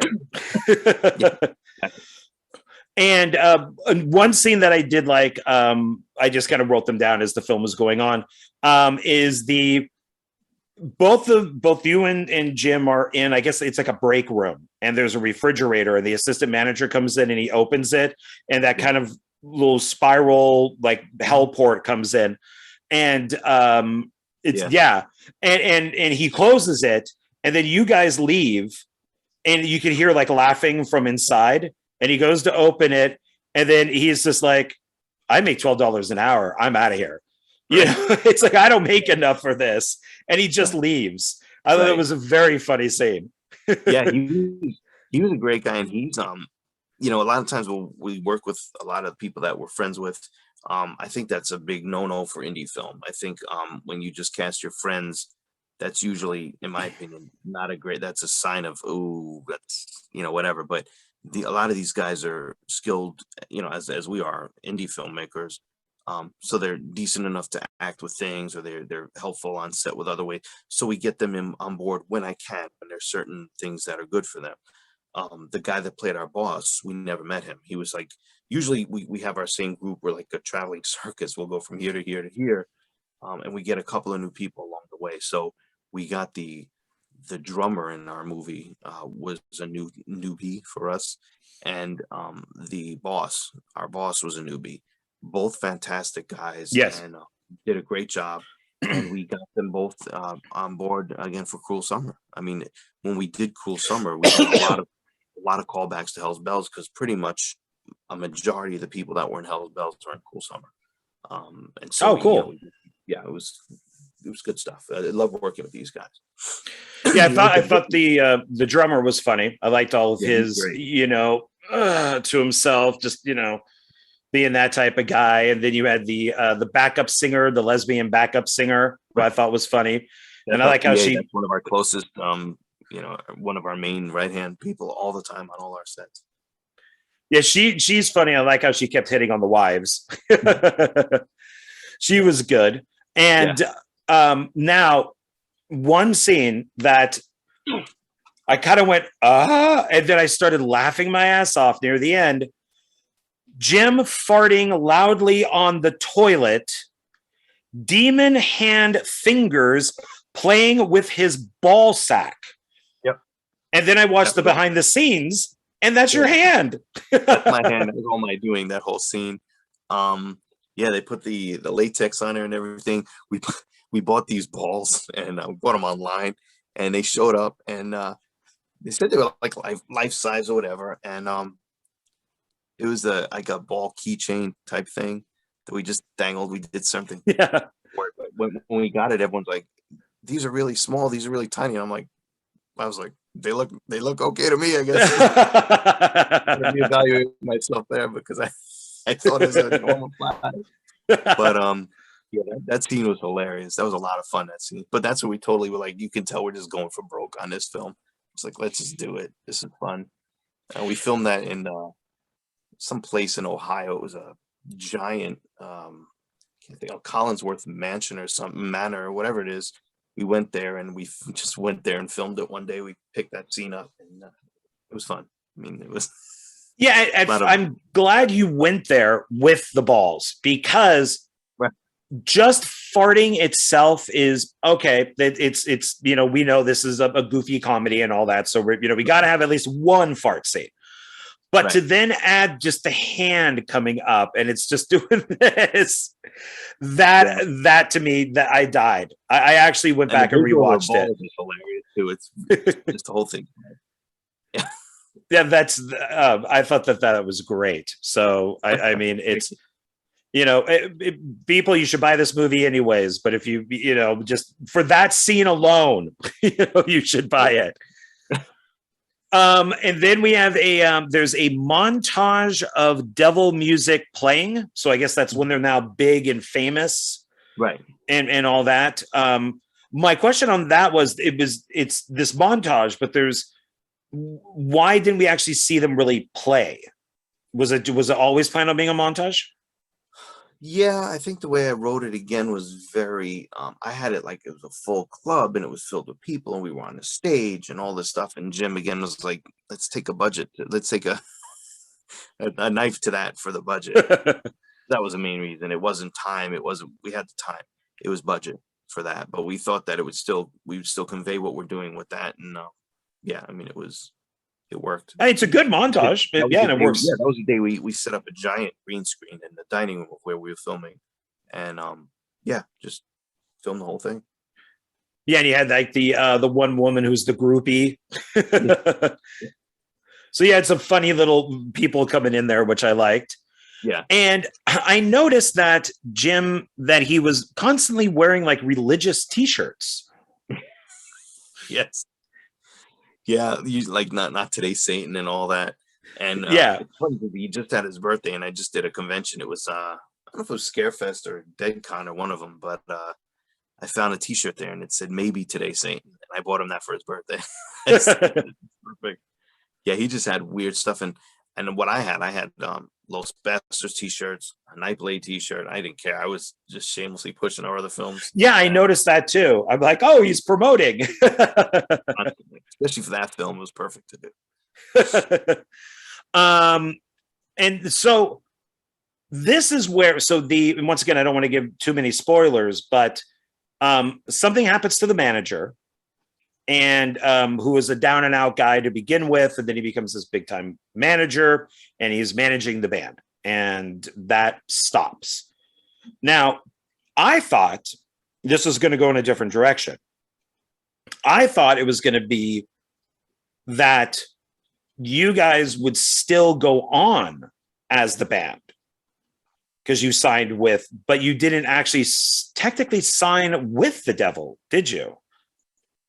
We didn't. He had us sign whatever, and that's what the later, I don't want to say flashback scene, but the later scene kind of alludes to the fact that he got what he needed on there for us. Our name, our band name was on there and everything. So yeah, I mean, he kind of offered us up almost as like a sacrifice, so to speak. Yeah, because it's the contract I found to be interesting, which is just like a certain period of time. It's not Right. like, oh, when you die, you're going to go to hell, or 50 years Right. from now. It's was, I think he said something like between, I think it was Jim who said it was between like 1 and 5 years. Yeah. And And so I he's thought, like, whenever oh, I want to. Right. yeah. So I thought you guys were still going to be like under that contract and move on with like then like the devil would come to you and be like, oh well, now I'm your manager. I thought it was going to go into a different direction than the demons going to try to take everybody out. Right. Yeah. We just figured it's like, oh, they just start because he was saying, I'll come whenever. Yeah, I may never come. I may, come whenever. That's the rush and everything. So, um, yeah, we just figured it would be okay. It's time because we had no idea what was going on. We had no heads up. We're like, what the hell's going on? When the manager shows up outside the club on our windshield, we put the Yeah, he fluid on. just falls right Yeah. on it. Yeah. That's when we started realizing stuff was going on. So. I've always enjoyed, stuff like selling your soul to the devil type stuff. The Monkees have a great episode that was up for an Emmy called "The Devil and Peter Tork" when that happens, and of Yeah, I course, mean, Phantom of the Paradise too. yeah, that's a great movie. But like Oh yeah, a lot of stuff we do, I don't want to say it's not original. A lot of it is, but this one wasn't original. It's a story that's been done before. Just the execution, the characters, the execution of it. That's what was a blast with that. I mean, a Cool Summer, I made a straight shooting 80s slasher flick. There's nothing original about it. There's a few twists and turns, some really good kills, but I wasn't trying to reinvent the wheel. I just wanted to have my own slasher film. I basically made my own Friday 13th movie. Well, that's what I was sure. trying to do. I mean, that's so that was kind of the same thing with Hell's Bells. Just wanted to, you know, Well, it's hard take these do all days the take on to that.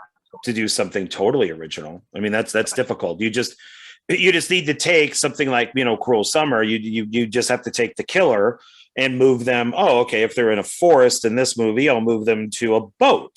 And if now from the boat, I'll move them to a skyscraper, and from the skyscraper, I'll move them to the snow. I mean, it's just Right. I mean, this is it's with Cool Summer. I essentially just kind of wanted to make my own fan film without making a fan film because in my opinion, fan films are some of them are great and they're cool, but legally you really can't do anything with those unless you right. really start tiptoeing around stuff.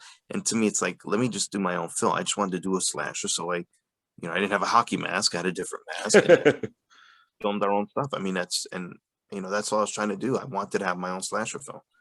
Um, that's it. That's why I did that. Yeah, and you have to make it your own. I just know of particular filmmakers that just it's all you're doing is just remaking it. That's all you're doing. There's from down, from the poster to the look of the killer to what the story is, you are literally asking to be sued. I mean, but these films are so small that nobody's going to sue you because how much money are you really going to make? Right. So it's ridiculous to me that people just, and maybe fan films is the way to go with that type of thing. That if you literally want to make Nightmare on Elm Street, you just call it a fan film, Right. And the same thing like when people do short films, I used to host a few film fests or be at least a judge on some of them, and I have a affinity for some of those short films. But my thing is they're not for me. I mean, I don't mind being in them, but they're not for me to make, because if you plan it out the way you should be planning out a film, then just do a feature film. I mean, you're putting all the effort in there, and if you are smart enough, you can get a feature film done for not much more than a short film. Sure. And you know, short films, other than getting, which is a big thing, but other than getting like accolades and pats on the back and awards and this and that at conventions and whatnot, you really can't do anything with them unless you're lucky enough to get it roped into an anthology with other films. Then all bets are off. Then, that's huge and that's really great. But if that doesn't happen, your film is probably not really going to see much of the light of day for anybody. So it's like, to me, it's like, And then same thing with the fan films and everything. It's like, just make your own, just tweak it a bit, and that's what I did. Yeah. I personally don't understand fan films myself. I have seen some good ones, but it's just I don't get it. Who would want to be in a Friday 13th or a Halloween? I would love that. I just don't think you could do anything with it. I would love that. I can understand why. I totally understand why people want to do them. But I'm thinking, again, if I was financing my own films, I'd be like, but I have to think of investors the best that I can, and think of the best way to possibly recoup some of their money plus extra. And that's not the way to do it. So, I have to think of other people's money, not my own, which I don't have any of. So just have to, think of what would work best to get something back as a return for them. Right. No, yeah. No, you're right. Yeah, it's interesting of what people do. So it's yeah. I love these fan films. I really do. I don't think that you can't really do much with them. That's the only problem I have with them. Well, I don't think anybody is going to hire a Star Wars fan film director to direct a Star Wars film. So I don't know if that's a good reason to make one, because you'll never get to direct one. Right. But it's like, how often, Judas Priest is the only band that has ever hired, a cover band singer. It's like, how many cover bands are out there? And I don't think any of them have ever hired a cover band performer to replace somebody in their band. That's interesting. Yeah, so it's like, if you're in the cover band, you kind of get less respect, or if you make a fan film, you might get less respect from that. I mean, yeah, but some of these come out and I'm like, holy cow, they look amazing. But then again, I'm just like, why are you doing the fan film if no one's going to be able to see it? That's just tough. So I'm on the fence with that stuff. Yeah, I mean, like that Jason one was good. The Never Hike Alone in the Woods. Alone 13 Fanboy is essentially kind of one as well. These are incredibly polished, accomplished films. It's just, I don't know what you can do with them. Yeah, either do I. So back to your film, which is not a fan film. It is an original movie from you. It's not a fan film. So one joke I like, because I hate this band, hate them. And I always compare them to the worst possible thing ever. Also, the lead singer is a major asshole, from what I understand, is your Nickelback joke. Right. Yeah, my wife did appreciate it. She actually is a fan of them, but I can't stand them. Yeah, I just that I never heard of them until that look at this photograph, and everything rhymed, and I'm like, oh my God, this sucks. This is so horrible. And everybody called like Depeche Mode the rhyme band, and Depeche Mode is brilliant. It's just like F you, but it's like Nickelback is awful. My favorite band of all time.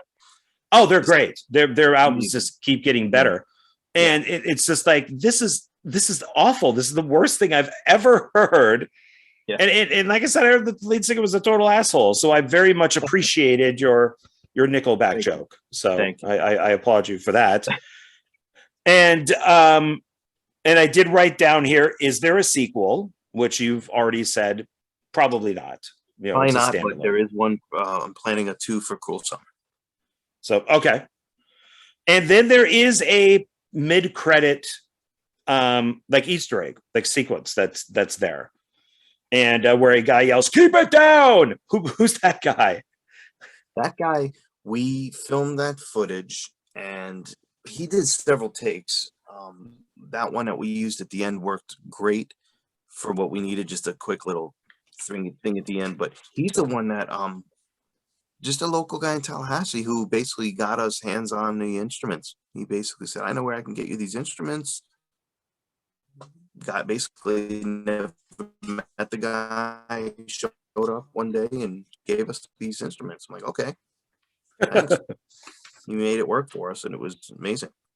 So we kind of rewarded him. We said, do you want to be in a film? And we gave him that little thing. We said we wouldn't be cut out, and it wasn't cut out. We just couldn't fit it in where we wanted, but we got it in there. It's funny because I was wondering, like, is he like a roommate, or is he just kind of walks in and tells them to be quiet like he's sleeping?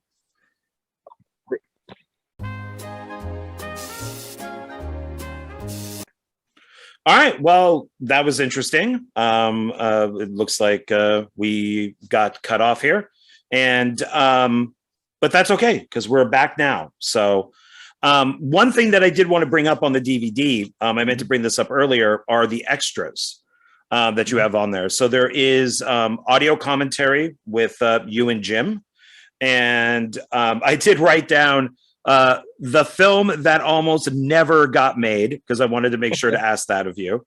There is the trailer, which is 1 minute and 1 second.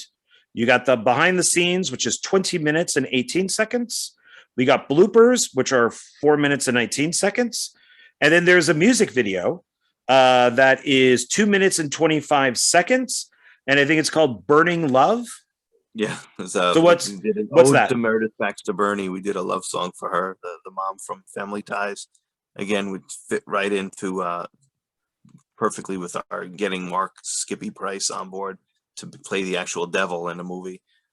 We just thought it was just wacky and goofy. Just wanted to do that. So I wrote those lyrics and just got someone to record it for us, and we lip synced it, put it out there. But when we did the video, we did that as part of our Indiegogo campaign, and somehow people saw that and still wanted to donate after seeing that video. I mean, it's a good video. It looks like a real, rock video. Yeah, it was goofy. It was fun. Were you always planning on having Skippy in the film and all that, or how did you get him in the movie? He was actually number 2. But very excited about him. We were wanting to get David Cassidy, who passed away. I don't say we would get him, but that's who we were targeting. And we were already starting to lay down plans to get this thing working if we could, speak to him and do whatever. And I passed away.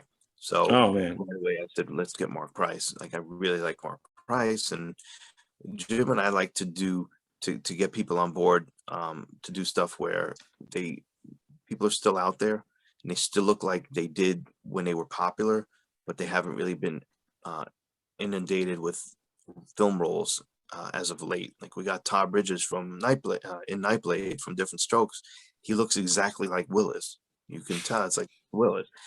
Mark Price looks like he did in Family Ties. It looks like Skippy. And he kept telling us when he was on the set with us, he's like, this is the first film that my first acting role that I've done in like 30 years or whatever. Wow. This one was Killer Tomatoes Eat France. That's good company with that, because I love that. I'm very excited. Oh, that's right. He is in that. Yeah. And he was great to have on the set. He was very professional, very meticulous about his lines. He offered a lot of input with stuff, very personal, down to earth. I liked him, and he was a good guy. It was cool to meet him and cool to work with him. Nice. Yeah, that's good. And but no touching. No touching. Yeah, no, really. And what are your thoughts on this? Is a new question that I've started asking people, because I've noticed that a lot of the people I interview are really into 80s slasher films, or just 80s films in general. What are your thoughts on why do you think it's not really the 70s or the 90s? Why do you think that people have such a such an affection for the 80s if it's a comedy, drama, slasher, sci-fi, whatever it might be? I think at this point, I think companies do, because they feel that the people that grew up during those times are at their optimal earning power nowadays. So they can probably get as most money as they can out of anybody at this point. I think in a couple of years they'll be start marketing the hell out of the 90s. That's my opinion. But I do think 80s captured that. 70s, when you look at those films, and I always liked 70s films, but I'm starting to like them a lot more. When you look at the 70s, if you look at stuff like Blue Sunshine or Death Dream, these were films that exhibited the alienation and the just the weird time of the country with the Vietnam War wrapping up, or drawing to a close. And in a wake of like Kennedy being assassinated and Martin Luther King, it was a country that was trying to find itself.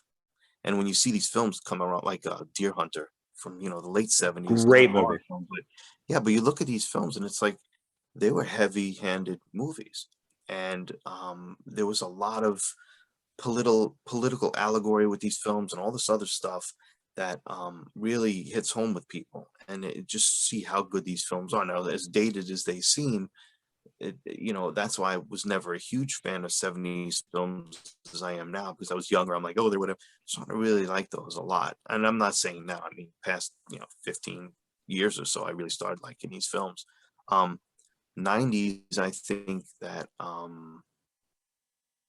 90s were starting to get a little more watered down and a little, it's like watered down version of the 80s. So that's not bad either. But the 80s was a decade of excess. So that's where you had the promiscuous sex, the crazy hair, the wild clothes, the in your face body count, unapologetically ripping off movies left and right. They everything would rip off Friday the 13th. They must have had 25, 30 clones of that within the first Oh two or yeah. 3 years of its release. Um, and there was something about all of them that just were awesome. They resonated. There were no consequences at that time, and people acted accordingly. And I think that was a fun time for people. I think that was a fun time for people that weren't even around during that time to experience and really see how stuff was back then. I think the 2000s, to be honest, they're kind of boring. I always tell my wife, I'm like, I'm glad that I'm not growing up nowadays. Everyone's repressed. Everything is PC. Everything is so Mhm. cancel culture and so, well, I don't say woke. That's not necessarily I don't want to use, you know, I think that, racism should be addressed and all that. I'm fine with that. I don't have a problem with that. But I mean, the PC-ness and the cancel culture is so quick to be offended by everything. It's kind of making everything nowadays lame. So I Yeah. just don't think it's going to be an era that really captures the fun, and like the Stranger Things. I mean, that captures the 80s perfectly. It really does. And it doesn't feel like it's a show made today about the 80s. It feels like it's in the 80s.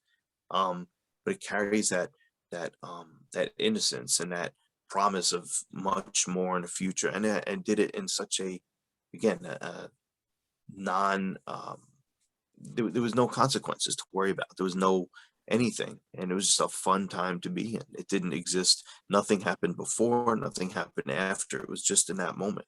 And I think that's a big difference, because, like I said, the 70s are cool, but those films, most of those films are heavy-handed. I mean, you look at Rabid from the 70s.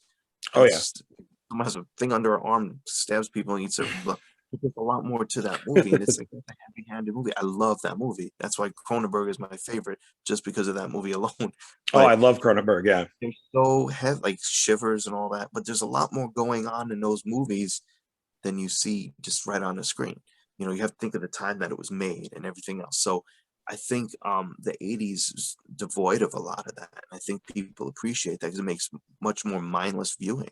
I mean, my favorite slasher films ever are New Year's Evil, right? Slumber Party Massacre 3 and Final Exam.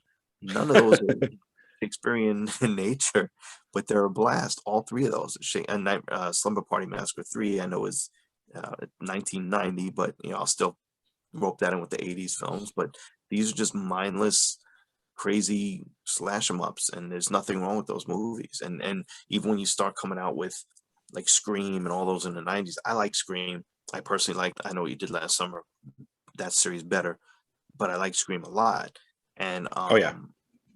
but there's a lot more to those. They're so deep. They're sometimes too involved. It's like you just want to shut your brain off and watch a movie. You can't really do that with Scream. It's like there's a lot going on there. So the 80s captured that moment for me anyway, and I'm sure that resonates with a lot of other people. So that it's interesting that you mentioned Slumber Party Massacre 3, because when I was talking to Drew Marvick, he goes, "Oh, I like sequels better than the originals," and he mentioned Slumber Party Massacre 2. So Okay. why? But I'm not hearing the original Slumber Party Massacre.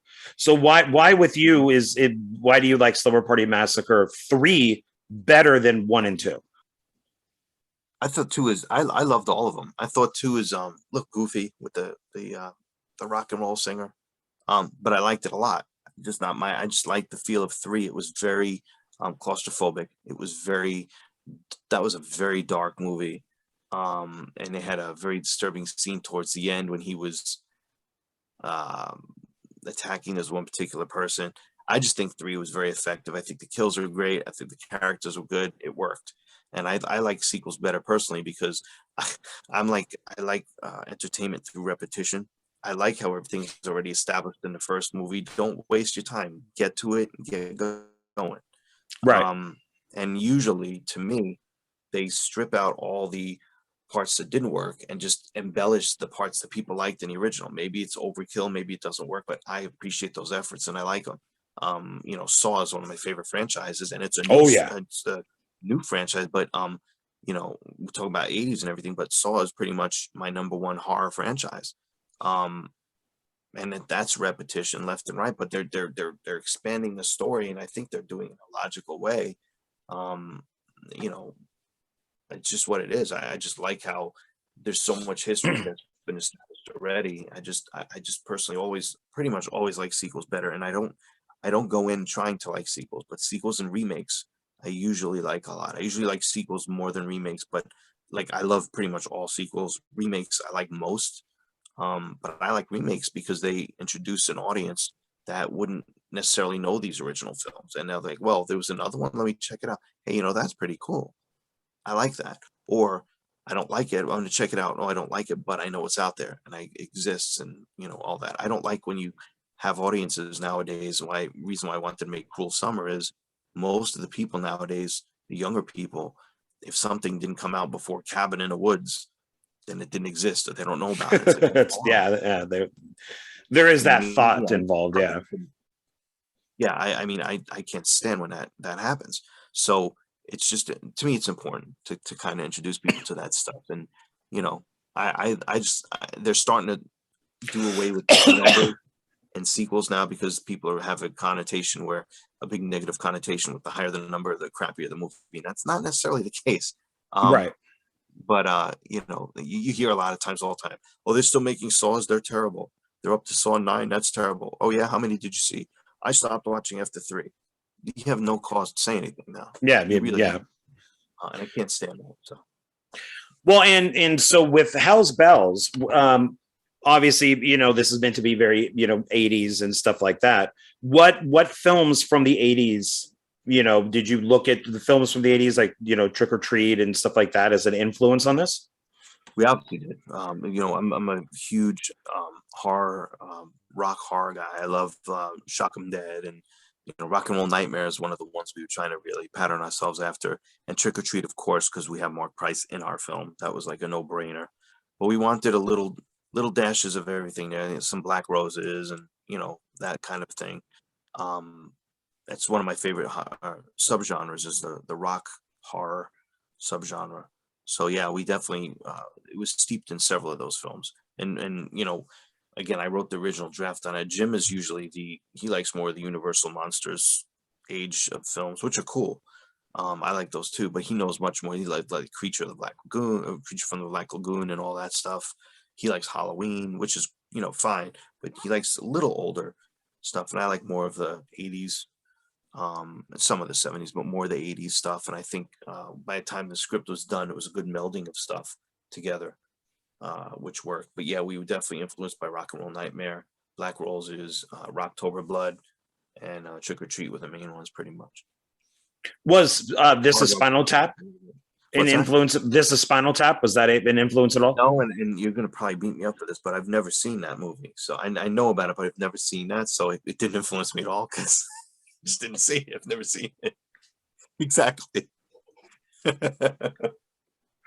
Man, that is amazing. I even have a 4 hour cut of the movie, like the Nice, original work print of it. nice. Uh, you need to go out and immediately see This Is Spinal Tap. It is by Yeah, far one of the greatest movies ever made. there's some movies out there that I haven't seen that people are shocked to find out to this day I haven't seen, but I'll get around to some of them. Yeah, because it's one of those films where, and this is a Monkeys reference, but Yeah. where in This Is Spinal Tap, because it's a fake, it's in the movie they're a real band, but in real life it's a fake band. And there's a whole history of how Spinal Tap came about with Lenny and Squiggy from Laverne and Shirley and stuff. And they make a reference where they say, well, who's our warm-up band? The Monkeys? Because they're acknowledging that they're Nice. not a real band. And so it's a little meta. And then decades later, Mickey Dolenz, while they went out on tour in the 90s, would wear a Spinal Tap t-shirt. That's cool. That's cool. So there's all these things kind of go back and forth, but yeah, you got to see cool. it. It is one of the funniest movies ever made. It's got a great cast in it. Yeah. And their music is really good too, even though it's funny, but it's good. I haven't seen the damn movie. I know about the cast. I know about the music. It never got it all together for me. That's it. This interview is over. We are done. We are shutting it down. Cancel culture. That's it. Man, okay. So to go back to a little bit of production on the movie, because we're almost out of here. What was because you kept mentioning that Jim would say, nope, this is going to cost, this is the Titanic's budget. Nope, this is Star Wars budget. How did you determine the budget of Hell's Bells? We generally plan out. It mostly comes to planning because we know how many people we're going to need on set, when we're going to need them, so we know what we can, in terms of boarding, we know what we're going to need, we know how much we're going to need for that. We plan out per day how many days our set is, how much we allocate per day to film the movie, and then we just know we literally can phone in some big favors from friends who want to be on board anyway, but we try to reward them when we can. But we still try to phone that in and figure out, okay, that's not going to be covered, or we can cover that, or we can make sure we're going to pay this guy, whatever we know what we're going to do. And then we kind of figure it out that way. Budget, food budget, we figure that out as well, because I'm a licensed chef myself, but I have one of my friends, Cameron's a chef as well. So working with a budget for food is extremely tight, but we're really good with doing that, maximizing every dollar for food, where we can at least usually feed our people really well on the sets. That's one thing we'll say. It's not like a Hollywood spread, but nobody goes hungry there, and the food's good. So we're proud of that, but we know how much he's going to need. So once all that's said and done, we try to do our fundraiser, and then just raise what we can raise. I mean, that's, it's been people really our lifeline. We have investors, but we have Indiegogo budget as well. And, some people will do an all or nothing campaign where if you don't hit your goal, everyone gets their money back. But what's the point of that? I mean, just make it work, rework something, make it work for what you have. And that's very classic in indie filmmaking there. Just work with what you have. So that's what we do. And we usually right up to the wire with what we do, but we try to factor in post-production stuff in there. Like we know what we're going to need to send Indiegogo stuff out, and shipping for that, and all that. We add that all into what we think we're going to need. And, it's always stuff out of our pocket as well, but try to be not much out of our pockets. And then we just try to make sure the budget cut covers everything else. We certainly don't pocket anything. I wish we could. Just every penny goes into the production. So when you're saying that you're a chef and that you make food, so everybody had like homemade food, like really delicious homemade food? Yeah, we have good food. We have like taco bars, and we have salads one day, and then we'll have there'll be maybe one day where we'll pick up sandwiches, but generally everything's cooked there. It's cooked fresh. And oh, so nice. We'll have, at least put out some muffins and coffee and stuff. People have snacks and some kind of crafty all day long, something. But no one ever goes hungry on our sets. If they choose not to eat there, that's fine.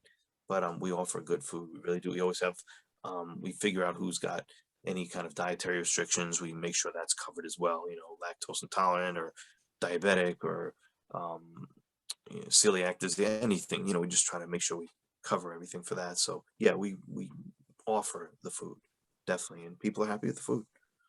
That's awesome to hear, because I'm Italian and I cannot cook to save my life. So it's I'm kind of a disappointment to Italians, but yeah, for me it's hey, here's 5 pizzas. Right. That's my extent. That one night, but mostly that's not the. Usually, if it's the first night, everyone's just coming in. We may get pizzas or a sandwich ring or something, just to keep it simple for the first day. And with the distribution of it, how did you work that with SRS? Basically, I knew SRS because they own the rights to Truth or Dare. So we were doing Truth or Dare 5. I liked Ron Bonk. I always liked the guy. I think he's got first of all, that company's been around for a very long time. Oh yeah. He's got a good reputation. A lot of these companies, it's good to get, you think it's good to get with them, but they put such a high overhead on things that you never recoup anything. Or they're less than reliable, a lot of them, less than trustworthy. Ron has a good reputation. I like him. Tim's close with him, and I trust Tim Ritter. So I hit up Ron. I said, would you check out this film and let me know what you think? And we'd love to get distribution. So he checked out Hell's Bells, came back to me and said, I liked it. Let's do it. He's like, I enjoyed the film. I do like it. We know a comedy, horror in general is a tough sell. So we're going to see how it goes. I don't think it's shattering any records right now, but I think it's doing okay.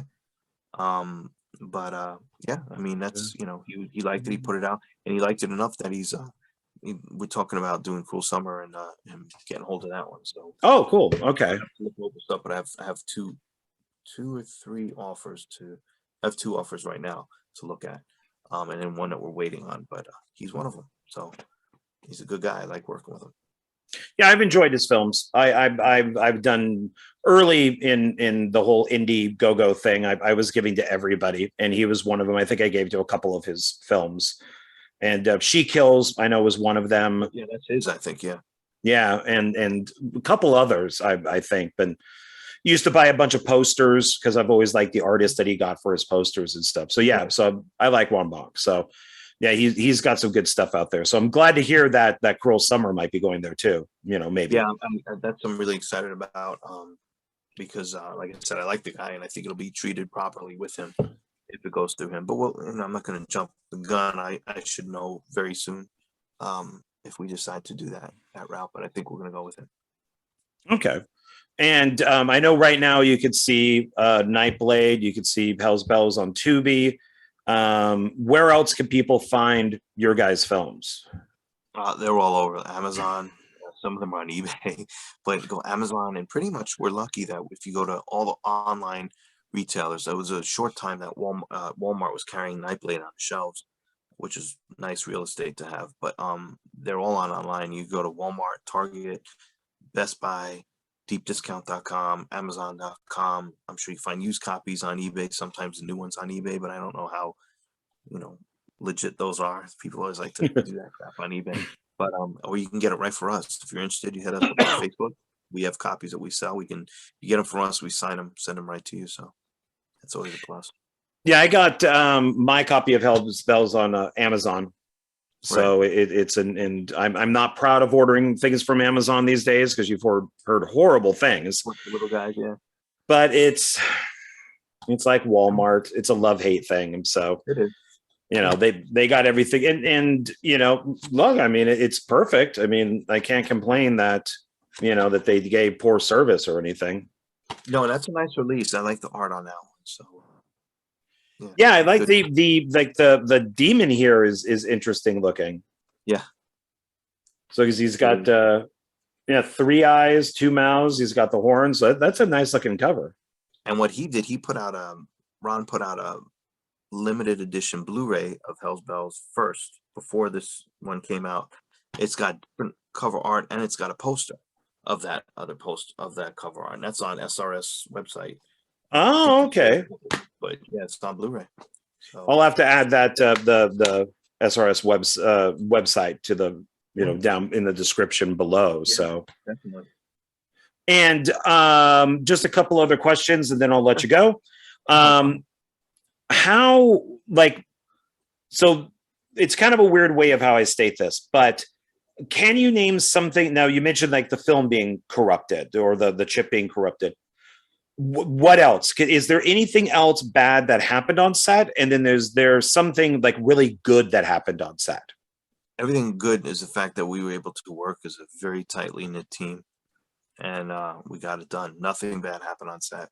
Nothing really. I mean, it's Good to always hear. great. Yeah, it's always like that with us. We're really lucky so far that everything's been going very smoothly, and I think it's mostly due to very good planning. Like I said, you just plan for the unexpected, and then you really don't even feel like you're caught off guard. If you don't have to worry about feeling like you may be caught off guard. You're ready. You're like, let's go. I mean, even when I just did Cruel Summer, that's the first one I really did completely alone, and I had like a playbook. I wrote like scene one, if what happens here, blah blah blah blah blah blah blah. If this happens, if this happens, everything, and I had a whole book of it. It was crazy, but it helped me. It was like a safety net that I had, and if you're prepared for it, everything will go smoothly. And what has happened with like your career? Oh, I never asked you. Ghost Hunters. We never got around to that. So explain to me Ghost Hunters International, and then I'll let you go. So I'm curious of this. I'm going to be totally honest with you. I'm not a believer in ghosts. So, but I do watch the shows for fun. And when I saw that you were on one, I'm like, oh, this is cool. So how did that happen? Explain to me Ghostbusters International. Well, basically, it was I a lot of people that have gotten into that field had stuff happen when they were younger. They saw a ghost or they had an experience. I never had anything. I'm always into horror movies, obviously, and I used to look at the video stores back in the day. I used to hang out in video stores when all my friends were in the street playing ball or doing whatever, riding their bikes. I was in the video stores looking and reading all the backs of the movies, and finally got a VCR when I was at a young age, and I started renting everything, mostly slasher stuff. Then I saw that there was another section called I think it was like fantasy supernatural. I'm like, this is cool. Started renting stuff like Poltergeist, Amityville Horror, and obviously I'm from New York, and I had family at the time tell me that they let me know that Amityville was a real thing, that there was a situation that happened there or whatever, and I had no idea about that. So I always got really interested in that. I always tried to, when it was a library, I would try to look up those microfilm things or microfiche, whatever it is. Oh yeah, yeah. Um, yeah, and I got really interested in that. So when I moved to Florida, fortunately in Florida now, but um, they had a paranormal team that was been around for a while, and I never heard of it. But I'm like, I remembered from my movies, and I was interested enough because of the Amityville stuff. So let me check it out and see what that's about. So I joined this team. I was with them for a little bit. Decided to join my own, start my own team, and I was a fan of Ghost Hunters when it was on, like everybody was. And then when Ghost Hunters came out, they used to run contests like, "Oh, hey, do you think you can be the next Ghost Hunter? Send in something, and maybe you can win a spot on the show, or you can win this thing of equipment, this whole box of equipment." And I'm like, "Oh, that's cool." I tried all this stuff and tried my hardest, and never heard anything back. That was it. So I'm like, whatever. Short time after, maybe a couple of years after, they were casting online for a team for Ghost Hunters International, and the guy that was in my team at the time said, "Hey, why don't we try out for this?" I'm like, "I have no interest in doing this whatsoever. I would never heard back from Ghost Hunters, so I'm not going to waste my time." He submitted both of us without me knowing, and they liked me. They brought me out for a screen test to California, had me do a investigation in front of cameras in one of the locations that they already had for the regular Ghost Hunters team and all that, and I got on board. And out of the 3 seasons, I was on two. Out of the last two, I was on as a regular. And at that time, I had an agent, and for events and conventions and all that and appearances. And he was also representing Jim O'Rear at the time. That's when I met Jim. Oh, People didn't really know who Jim was at the time because they were all like just doing paranormal stuff. I'm like, I know who you are because I watched those films. And I asked him if he ever had anything um, open up, let me know, because I studied film in college. I had a minor in film writing and screenwriting, and I did improv acting and did musical theater. But I said I'd love to. I always wanted to do horror movies. That's what I wanted to do. So if you have anything, let me know. And he said he'd let me know in a couple of weeks. He may have something coming up, and he did. He wrote a role for me in a movie called The Hospital, which turned out to be this huge indie hit. And it was so controversial, it was pulled off the shelves in the UK and all this other Oh, stuff. But that's what started us working together, and that was way back in like 2012. So that's what started us, and then we did several films, and then years later we got together and back up to speed now, but kind of went backwards. But yeah, that's how it worked out. But yeah. I'm like I said, being in Ghost Hunters though, I just thought it was cool. But over the years, experiencing enough, and going to enough places and actually experiencing things firsthand, nobody can take anything from you. If you hear something or you see something, nobody can tell you otherwise. You know, it wasn't doctored. You know, it wasn't manipulated or misrepresented or anything. I was almost at, I think, about 30 countries Oh, doing stuff, wow. doing this kind of stuff, and it's insane. The Nice. cultures there, the everything. I just learned a lot. It grew as a person, and really started experiencing stuff. So yes, I believe in it. I believe something's out there. I don't know what it is. Nothing drove me to get into the field. I actually just thought it was horror movies are cool, and I'm like, this is another offshoot of it. But yeah, I experienced enough, and I like it. And it's still, the show's been off almost 10 years, and we're still very popular. Yeah. So I Yeah, I still saw do that. events, and yeah, Yeah, it's cool. started in 2008, and it didn't have an end date on IMDb. Yeah, it ended So, 2012, but I was on it from 2009 to 2012. okay. Um, Then yeah, so like 19 episodes. Would that be about right? I- maybe a few more than that, but it's about Okay. that. I think it was about that. Yeah, it's Maybe IMDb. So yeah, it might be off. like Yeah. So it's now, do you need to be I mean, do they want somebody? I mean, you said at the time, like you didn't really believe in that stuff until later. Was it not a requirement to believe in something like I think ghost or? what they were doing, there's just obviously Ghost Hunters. They were a team. There was the Rhode Island Paranormal Society, RIPS. That's what their name was, and they were a team that worked together that ended up getting a TV show. We were the spin-off. So again, sequel. I like sequels better. Yeah. But Ghost Hunters International, there was no Ghost International team. We were all in our own teams doing our own things. We all were in paranormal groups before, but we were handpicked. Maybe they wanted like the British guy or the goth girl or the New York guy or whatever. They wanted different people for different reasons. So they handpicked us for the show. Um, that's how I ended up on it, basically.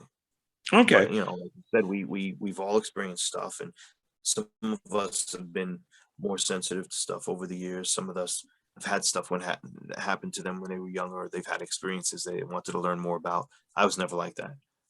I thought it was cool. Like people walking around in the dark looking for ghosts. That's pretty badass. Um, but like I said, over the years I've experienced stuff. So there's I believe stuff. I believe stuff. Yeah, it's funny because I one of the first things that I worked on was this film that has not been released yet called Clown Motel Massacre, and it's was shot up at Clown Motel in Tonopah. And everybody was saying, we shot up there, I think it was 5 days. Everybody's like, oh my God, did you hear that last night or see this? And I'm like, I didn't see anything. Every single day, like everybody experienced something. I don't know what you're talking about. I slept sound. I don't know. Maybe just ghosts don't like me. I have no idea. So I've never experienced anything. And it's one of those things where it's like, until that ghost hits me right in the face, I'm not saying that people don't see things, but for myself, Right. I And just can't. well, that's what I was going to tell you, is that we were all ghost or paranormal enthusiasts. I guess we all had teams or were involved in it when we got onto the show. The crews that they hired to film us, the audio guys, the camera guys, they were just, I don't want to say hired help, but they were hired help. They were crews. That's what they were there for, videographers and all that. So when we would hear stuff, whatever, they would roll their eyes. They would look at us like, yeah, okay, okay. Over the years, because we had the same team pretty much stay with us, over the years, they experienced stuff. And they're like, okay, I saw that firsthand. I heard that firsthand. I don't know what that is. And they started becoming believers, and they weren't at all. But once you have that experience, nobody can take anything from you. Sure, sure. Yeah, you have to experience it first. Yeah. You see something go right past you, and it's clearly an outline of something going right past you. You're like, well, I didn't do that. I'm standing right next to you. What the hell is that thing? And Right. you start doubting your doubts. You're like, okay, maybe there is something. And that's all it takes. Just one experience is what it'll take. Yeah, I'm just one of those guys, where somebody goes, I saw a UFO and prove it. Right. That's what I think people look for UFOs or Bigfoot, and I'm like, that's stupid. But I'm like, well, Bigfoot is, yeah. But then I'm like, well, ghost hunting people say that's stupid. So it is what it is. Yeah, I mean, I was terrified as Bigfoot when I was a kid, and I even went to Reading, where the area where the famous Bigfoot footage was shot when I was a little kid, and I was absolutely terrified of Bigfoot, but never saw Bigfoot, never heard Bigfoot, never smelled Bigfoot.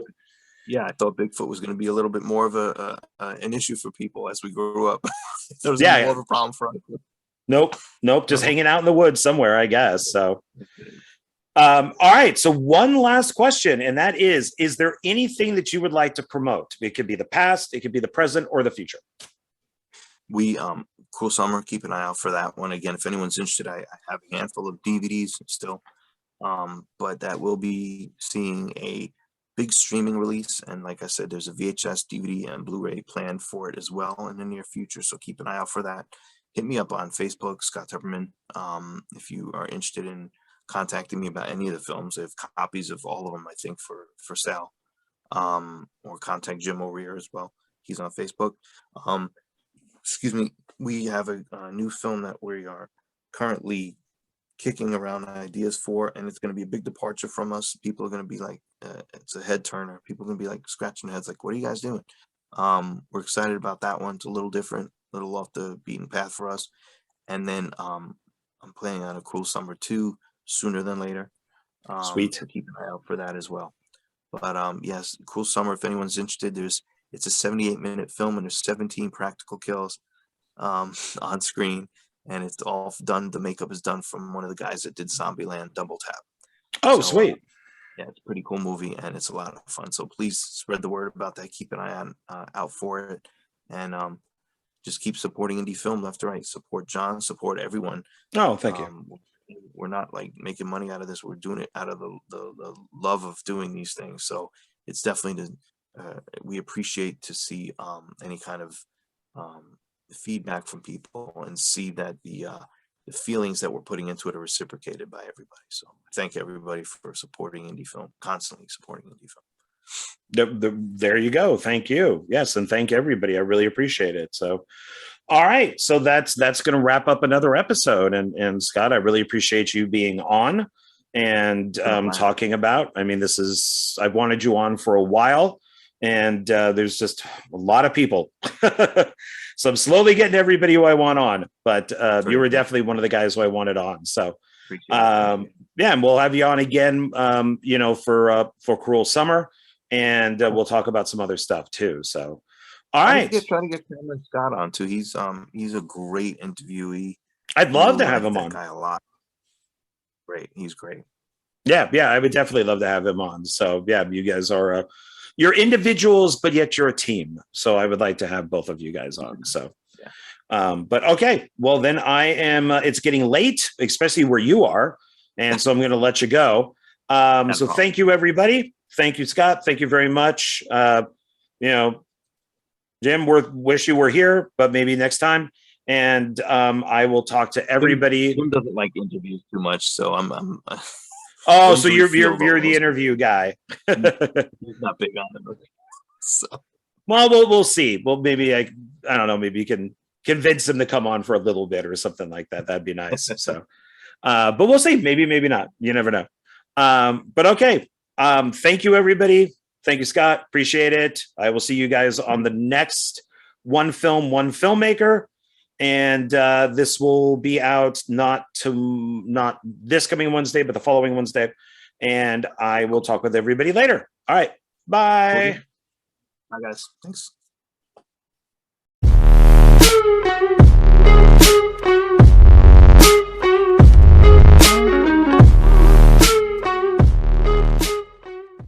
Hey, everybody. Thanks for hanging out after the video. And thank you for watching the very first Dark Park Films sponsored video. And who is that sponsor? Well, I've now learned if I do this with my hands, they go to the right area. There we go. That would be Wildlife Command Center Coffee, and you can purchase it right there. You can go to their website, which is buyWCC.com, and pick up their coffee. They have 2 blends, which I'm going to show you now. The first coffee is this one right here. This is a breakfast blend. It's 10 ounces, and it is a medium ground. And it does say, and it's breakfast, like I said, and this is what it says right here. It says, early bird can catch the worm. So there you go, a breakfast blend coffee that helps you catch the worm in the morning. And I really like this one. I'm more of a breakfast kind of blend coffee guy in the morning. So this one I really like. It has that little bit of oomph to it to kind of get you moving, get you up and out. And so I really enjoy this one, but that doesn't mean that I don't like the other one, which is this one right here. This is a dark roast. It is also 10 ounces, and both of these are $7.99 at their website. Pretty good price for 10 ounces worth of ground coffee. This one is, it's a little darker. So it's, I think it's better for drinking at night. Maybe if you're, writing a screenplay or if you're filming, this has got that oomph, that double punch to get you going. So this is one that I also recommend. I like both of these quite a bit, but I kind of do, the breakfast in the morning and then the dark more at night. So I recommend both of these quite a bit. And how did I find out about these two coffees here? And how did I find out about Wildlife Command Center? Well, when I was working on Night of the Zomghouls, there was a box of coffee that was just sitting there, filled with coffee. And we didn't know what to do with it. Like, whose is this? Who brought it? Why is it here? And so we just kept going to the store and buying coffee. And then one day I said, why don't we just get the coffee out of the box and use that instead of, wasting money on going to Smith's or whatever and picking up coffee. So we did. We did not realize that it was the Wildlife Command Center coffee and that it, was sponsoring the movie. And it was great coffee. Everybody loved it. And we just went right through it. By the last day of filming, this coffee was gone. And I went and found out, about Wildlife Command Center, asked if they would like to be a sponsor for Dark Park Films, for their coffee. As many of you know, I love coffee. I love coffee mugs. And so this was a perfect match. And Wildlife Command Center is great with animals. So they provide a great service for rescuing animals. So it's kind of that double whammy for me, where coffee, helping animals, you can't go wrong.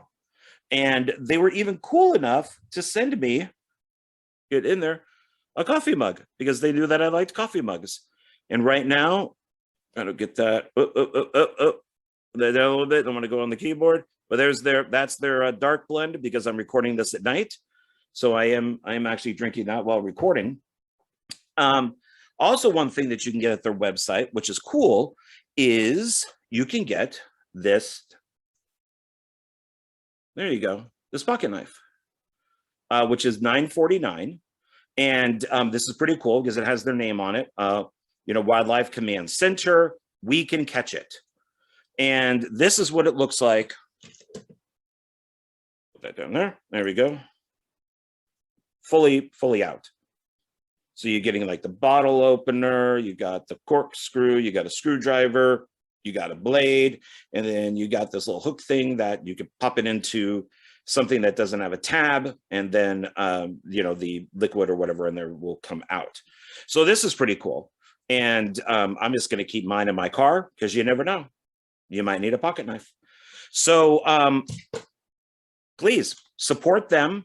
I'm going to have links down below, where you can, check out just the Wildlife Command Center. I'll also have a link for Wildlife Command Center coffee, and it will basically be for both these guys right here. And please support them. I support them. I think what they do is pretty awesome. And maybe this coffee will be on your set or in your kitchen. It will definitely be, on my set in my kitchen. I know that. So please, once again, I'm going to show you these. Please go to their website and pick up their coffee and make it part of your day or night, depending on which one you like. So that'll be about it. I really appreciate it. Thanks for hanging out with me. And yeah, so thank you. And once again, please support my channel. Please support the Wildlife Command Center. And I will catch you later. Bye.